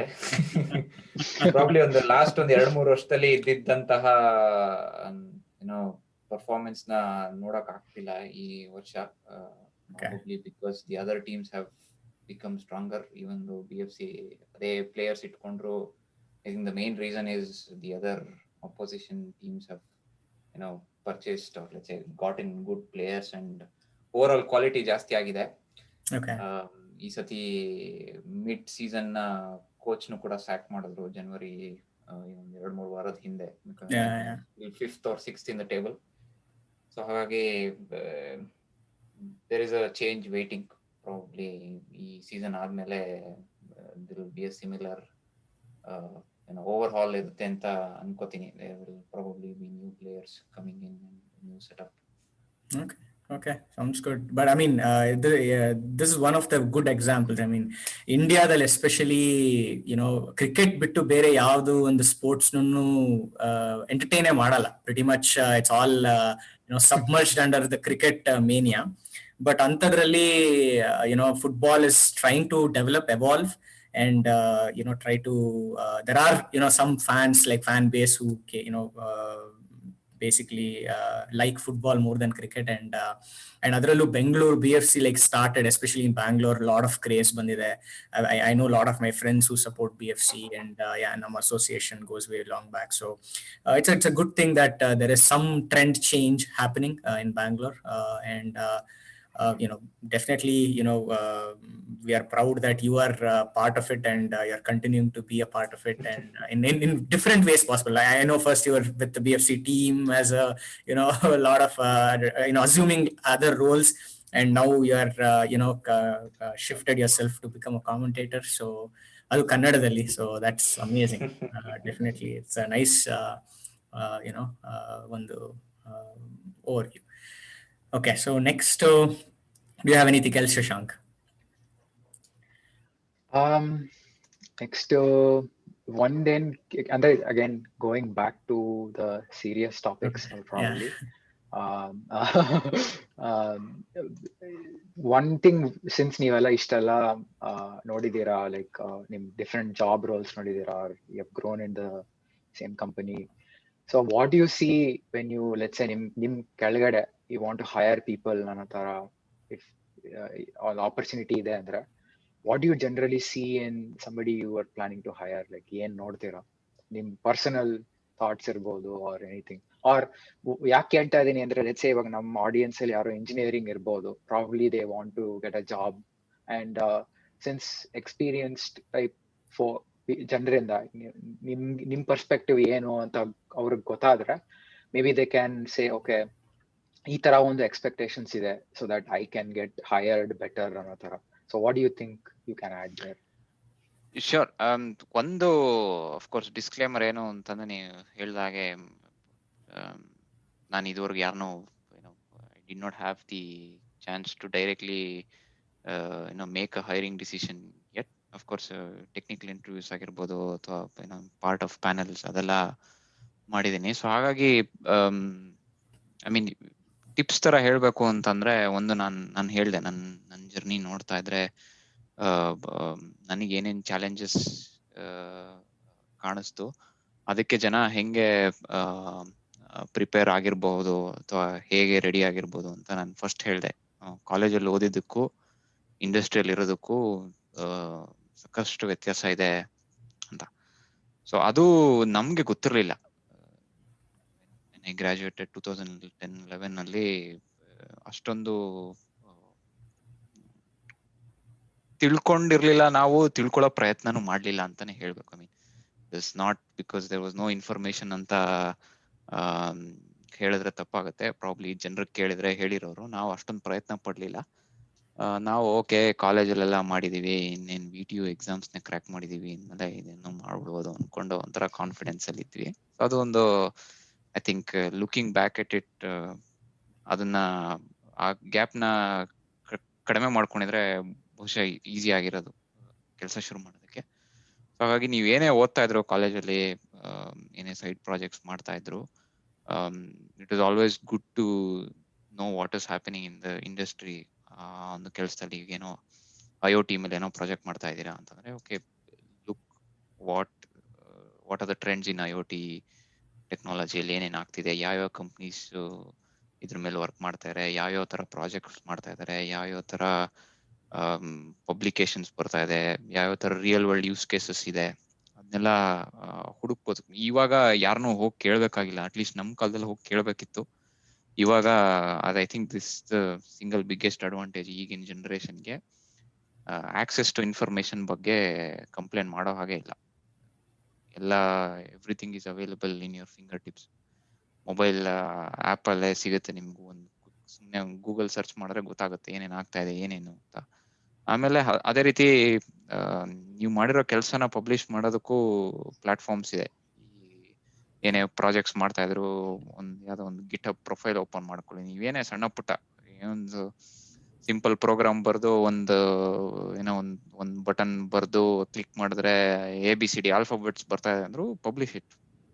ಅದನ್ನ ಮಾಡಿ ಬಿಲ್ಡ್ ಯುವರ್ ಪೋರ್ಟ್ಫೋಲಿಯೋ. ಏನೇ ಆಗಿರ್ಬೋದು, ಸಣ್ಣದು ಅಂತ ಅನ್ಸ್ಬೋದು, ಬಟ್ ಸಣ್ಣದ್ರಿಂದಾನೇ ಶುರು ಆಗೋದು.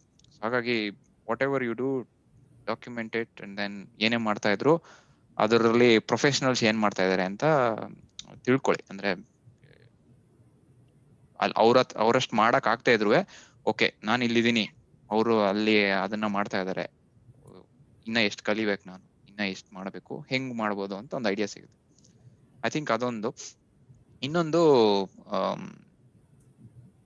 ಮಾಡೋ ಪ್ರಾಜೆಕ್ಟ್ಸ್ ಆಗಿರ್ಬೋದು, ಕೆಲಸ ಮಾಡ್ಬೇಕಾದ್ರೂ ಡೋಂಟ್ ಜಸ್ಟ್ ಫೋಕಸ್ ಆನ್ ಏನ್ ಮಾಡ್ತಾ ಇದ್ದೀರಾ ಅಂತ. ಆಬ್ವಿಯಸ್ಲಿ ಎಲ್ಲರಿಗೂ ಇದ್ದೇ ಇರುತ್ತೆ, ಗಮನ ಇದ್ದೇ ಇರುತ್ತೆ ಏನ್ ಮಾಡ್ತಾ ಇದೀರಾ ಅಂತ. ಯಾಕೆ ಮಾಡ್ತಾ ಇದೀರಾ ಅನ್ನೋದನ್ನ ಸ್ವಲ್ಪ ಹಿಂದೆ ಬಂದು ನಿಮಗ್ ನೀವೇ ಕ್ವಶನ್ ಮಾಡ್ಕೊಂಡ್ರೆ ಗೊತ್ತಾಗುತ್ತೆ. ಓಕೆ, ಏನೋ ಇದನ್ನ ಮಾಡಕ್ ಹೇಳಿದಾರೆ ನಮ್ಮ ಟೀಮ್ ಲೀಡರು, ನಮ್ಮ ಬಾಸ್, ನಮ್ಮ ಮ್ಯಾನೇಜರು, ಏನಕ್ಕೆ ಮಾಡಕ್ ಹೇಳಿದಾರೆ, ವೈ ಇಸ್ ದಿಸ್ ಇಂಪಾರ್ಟೆಂಟ್, ನಾನ್ ಮಾಡಿದ್ರೆ ಏನಾಗುತ್ತೆ, ಮಾಡದೇ ಇದ್ರೆ ಏನಾಗುತ್ತೆ. ಅಫ್ಕೋರ್ಸ್ ಮಾಡದೇ ಇದ್ರೆ ಕೆಲಸ ಹೋಗುತ್ತೆ, ಅದೆಲ್ಲ ಎಕ್ಸ್ಟ್ರೀಮ್ಸ್. ಬಟ್ ಪ್ಯೂರ್ಲಿ ಫ್ರಮ್ ಏನೋ ಕೆಲಸ ಮಾಡೋ ರೀತಿಲಿ, ಓಕೆ ನನ್ಗೆ ಇದನ್ನೇನೋ ಮಾಡಕ್ ಹೇಳ್ತಾ ಇದಾರೆ, ಏನಕ್ಕೆ ಮಾಡಕ್ ಹೇಳ್ತಾ ಇದಾರೆ. ನಿಮ್ಮ ಹತ್ರ ಆನ್ಸರ್ಸ್ ಇಲ್ದೇ ಇರ್ಬೋದು, but gone ask that question, ಕೇಳಿದ್ರೆ ಹೇಳ್ತಾರೆ. ಅವಾಗ ಗೊತ್ತಾಗುತ್ತೆ ನಿಮ್ಗೆ. ಪ್ರಾಬಬ್ಲಿ ಅದನ್ನ ಆ ಕ್ವೆಶನ್ ಕೇಳಿದ್ರೆ ನಿಮ್ಗೆ ಸಾಲ್ವ್ ಮಾಡೋದಕ್ಕೆ ಅವ್ರೇನೋ ಓಕೆ ಇದು ಪ್ರಾಬ್ಲಮ್ ಇದೆ, ಇದು ಈ ತರ ಸಾಲ್ವ್ ಮಾಡ್ಬೇಕು ಅಂತ ಅವ್ರು ನಿಮ್ಗೆ ಹೇಳಿರ್ಬೋದು. ಬಟ್ ಆದ್ರೆ ನೀವೇ ಅದನ್ನ ಕೇಳಿದ್ರೆ ಓಕೆ ಏನಕ್ಕೆ ಹಿಂಗ್ ಆಗ್ತಾ ಇದೆ ಅಂದ್ರೆ ನಿಮ್ಗೇನೆ ಅನ್ಸ್ಬೋದು ಓಕೆ ಇದನ್ನ ಇನ್ನೊಂದ್ ರೀತಿಲೂ ಸಾಲ್ವ್ ಮಾಡ್ಬೋದು. ಯಾಕೆಂದ್ರೆ this is what you eventually want. Maybe we don't have to do A plus B.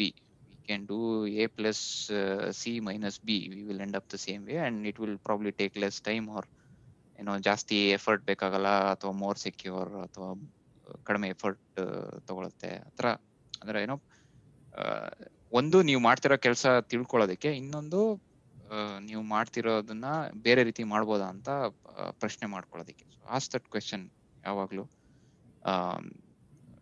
ಏನಕ್ಕೆ ಮಾಡ್ತಾ ಇದೀವಿ ಅಂತ.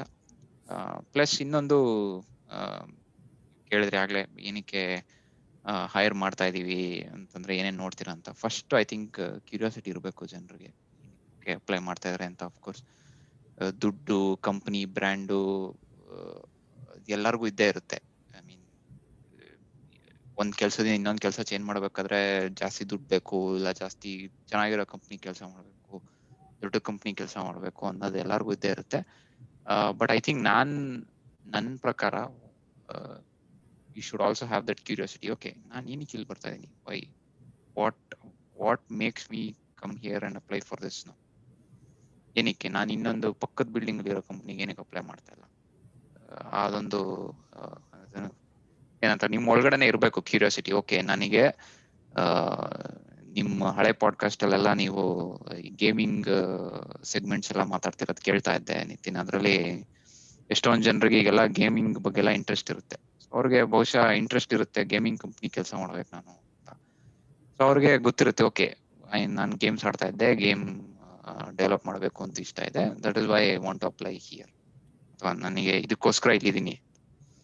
ಅದು I think curiosity will take you a long way. ಏನೇ ಪ್ರೋಗ್ರಾಮಿಂಗ್ ಲ್ಯಾಂಗ್ವೇಜ್ ಗೊತ್ತಿರ್ಬೋದು, ಏನೇ ಟೂಲ್ಸ್ ಗೊತ್ತಿರ್ಬೋದು, ಏನೇ ಪ್ರೀವಿಯಸ್ ಎಕ್ಸಾಂಪಲ್ ಇರ್ಬೋದು, but if you are there for anything other than your curiosity or learning, ಅಥವಾ ದುಡ್ಡಿಗೋಸ್ಕರ ಇದ್ದೀರಾ, ಅಥವಾ ಪೊಸಿಷನ್ಗೋಸ್ಕರ ಇದ್ದೀರಾ, ಅಥವಾ ಏನೋ ಬೇರೆ ಯಾವ್ದೋ ರೀಸನ್ ಇದೀರಾ ಅಂತಂದ್ರೆ ಇರ್ತೀರಾ, ಇರಲ್ಲ ಅಂತಿಲ್ಲ. But it will not be as long as you are enjoying what you are doing. Curiosity ಇರೋದವರೆಗೂ ಇರ್ತೀರಾ. ದುಡ್ಡು ಅಷ್ಟೇ ದುಡ್ಡು ನೀವು ಅನ್ಕೊಂಡಿರೋಷ್ಟು ಬರ್ದೇ ಇರ್ಬೋದು, ಅಥವಾ ಏನೋ ಬೇರೆ ಬೇಕಾದಷ್ಟು ಕೆಲಸ ಬೇರೆದಿರ್ಬೋದು. ಆದ್ರೂ I think curiosity is something that I place high emphasis on. ಯಾಕೆಂದ್ರೆ ಬೇರೆ ಎಲ್ಲ ಹೇಳ್ಕೊಡ್ಬೋದು, ಅದ್ರ ಟೂಲ್ಸ್ ಹೇಳ್ಕೊಡ್ಬೋದು, ಕೆಲಸ ಹೇಗ್ ಮಾಡೋದು ಅಂತ ಹೇಳ್ಕೊಡ್ಬೋದು. ಬಟ್ ಆದ್ರೆ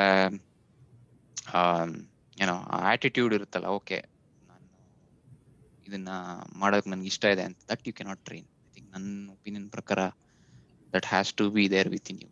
that is something that you cannot manufacture ಅಂತ ಅನ್ಸುತ್ತೆ ನನ್ನ ಪ್ರಕಾರ. ಬಟ್ ಅಫ್ಕೋರ್ಸ್ ಅದಾದ್ಮೇಲೆ then we get into specifics. ಯಾವ ತರ ಟೀಮ್ ಹೈರ್ ಮಾಡ್ತಾ ಇದ್ದೀರಾ, ಯಾವ ತರ ಜಾಬ್ ಪ್ರೊಫೈಲ್ ಬೇಕು, ಏನ್ ಸ್ಕಿಲ್ಸ್ ಬೇಕು, ಇಂಡಿವಿಜುವಲ್ ಕಾಂಟ್ರಿಬ್ಯೂಟರ್ ಬೇಕಾ, ಅಥವಾ ನಮ್ಗೆ ಯಾರು ಟೀಮ್ ಅಲ್ಲಿ ಹೊಂದ್ಕೊಳ್ಳೋ ಅಂತದ್ ಬೇಕಾ, ನಮ್ಗೆ ಆಗ್ಲೇ 4 ಜನ ಇಂತಿಂತದ ಇದಾರೆ, you are looking to fit someone in fifth one there, or if you are hiring someone brand new then you look for bit of everything. ಅದು then we get into specifics. I think ಈ ನಾನು ಹೇಳಿದ first ಒಂದು 3-4 will broadly be applicable for any type of jobs and any point in time in your career ಅಂತ ಅನ್ಸುತ್ತೆ ನನ್ನ ಪ್ರಕಾರ. Okay. Yeah, thanks, Harsha. That was a very good insight. So, I mean, lastly, do you have anything to, before we end this podcast for today, do you have anything to, tell to our listeners, and, do you have any message to us in general? First of all ನಿಮಗೆ thanks ಹೇಳ್ಬೇಕು, ನನ್ನ ಕರೆದು ನಂದು ಏನೋ journey ಬಗ್ಗೆ ಮಾತಾಡ್ಬೇಕು ಅಂತ first message ಮಾಡಿದಾಗ ಅನ್ಕೊಂಡಿರ್ತೀನಿ. ಇನ್ನ ಅದನ್ನೇ ಹೇಳ್ದೆ, ಎಕ್ಸ್ಪರ್ಟ್ ಅಂತೆಲ್ಲ ಏನೋ ಕರಿಬೇಡಪ್ಪ, ಯಾರೋ ನಾರ್ಮಲ್ ನೀವು US ಅಲ್ಲಿ ಹೇಳ್ತಿರಲ್ಲ ಹಂಗೆ, ನಾವು ಆರ್ ಕಾಲಿಂಗ್ ಸಮ್ಒನ್ ಆವರೇಜ್ ಜೋ ತರ ಯಾರನ್ನೋ ಕರಿತಾ ಇದೀನಿ ಅಂತ ಹೇಳಿ, ಹಂಗಾದ್ರೆ ಬರ್ತೀನಿ ಅದನ್ನೆಲ್ಲ ಹೇಳಕ್ ನೋಡ್ತಾ ಇದ್ರೆ. I mean that's on a lighter note, but I think ನಾವ್ ಈಗ ಏನೇನ್ ಮಾತಾಡ್ತಾ ಇದೀವಿ, ಏನೇನ್ ನೋಡ್ತಾ ಇದೀವಿ, ಈ ಟೆಕ್ನಾಲಜಿ ಬಗ್ಗೆ ಮಾತಾಡಕ್ ಶುರು ಮಾಡಿದ್ವಿ.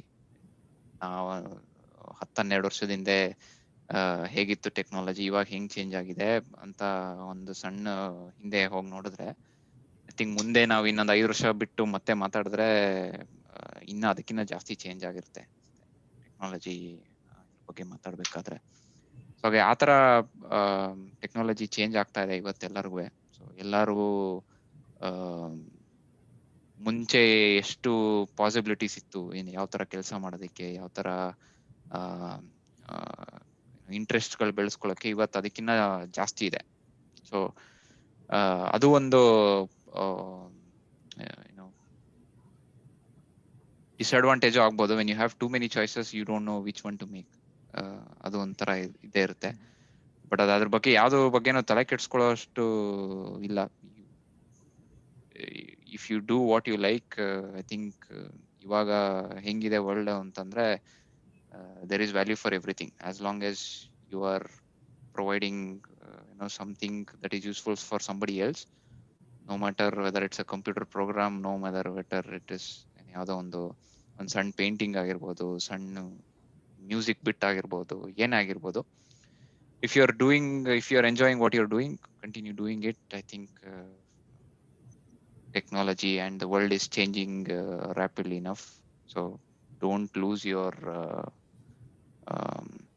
ಏನಂತಾರೆ, ಈ ಸಣ್ಣ ಪುಟ್ಟ ಆಸೆಗಳು ಏನೇನಿರುತ್ತೆ ಅದನ್ನೆಲ್ಲ ಮಾಡೋದಕ್ಕೆ, ಚೆನ್ನಾಗಿ ಮಾಡೋದಕ್ಕೆ ಅವಕಾಶ ಇದೆ, ಅದನ್ನ ಹಾಳು ಮಾಡ್ಕೋಬೇಡಿ.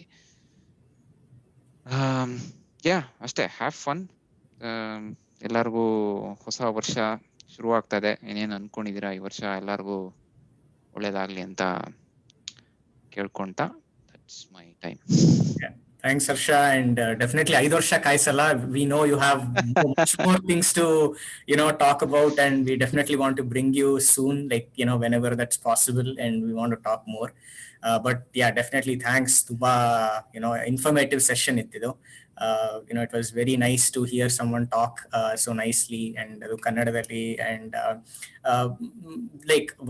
from this episode what I can take is it was a very heartfelt conversation that ಎಷ್ಟೋ ವಿಷಯಗಳು ನಾವು ಸಣ್ಣ ವಿಷಯಗಳನ್ನ we try to just sideline ಮಾಡಿ, we only try to focus on the bigger picture, but ಇಲ್ಲಿ we understood like even a small ಒಂದು ಸಣ್ಣ project ಇಂದ you can it can lead to bigger things. Even ಸಣ್ಣ ಒಂದು passion ಇಂದ, ಒಂದು football passion ಇಂದ it can lead to much bigger things ಅಂತ definitely we got a lot of insight from you. So thank you very much. And Shashank, do you want to add something? Yeah, I plus one what Nitin said. I think usually ನಮ್ಮ channel ತುಂಬಾ tech ಅಂತ ಸಿಕ್ಕಾಪಟ್ಟೆ focus ಆಗ್ಬಿಡುತ್ತೆ ಒಂದೊಂದ್ಸಲ, but ನಿಮ್ perspective like ಹೆಂಗೆ ಗದ್ದೆನಲ್ಲಿ like ನೀರ್ಗೋಸ್ಕರ ಲೈಕ್ ಟೆಕ್ನಾಲಜಿ ಡೆವಲಪ್ ಮಾಡೋದು, ಅಂಡ್ ದೆನ್ ಈ ತರ ಕಾಮೆಂಟ್ರಿ BFCಗೋಸ್ಕರ, all those are like very different perspectives you brought into this episode. So really thank you for taking the time to nam jothe interview ಮಾಡಕ್ಕೆ. Yeah. So on that note, I think we can finish this podcast. So thank you once again, Harsha, and thanks Shashank for being part of this, and thank you everyone. See ya. Thank you. Thank you, It's a everyone. pleasure. See you.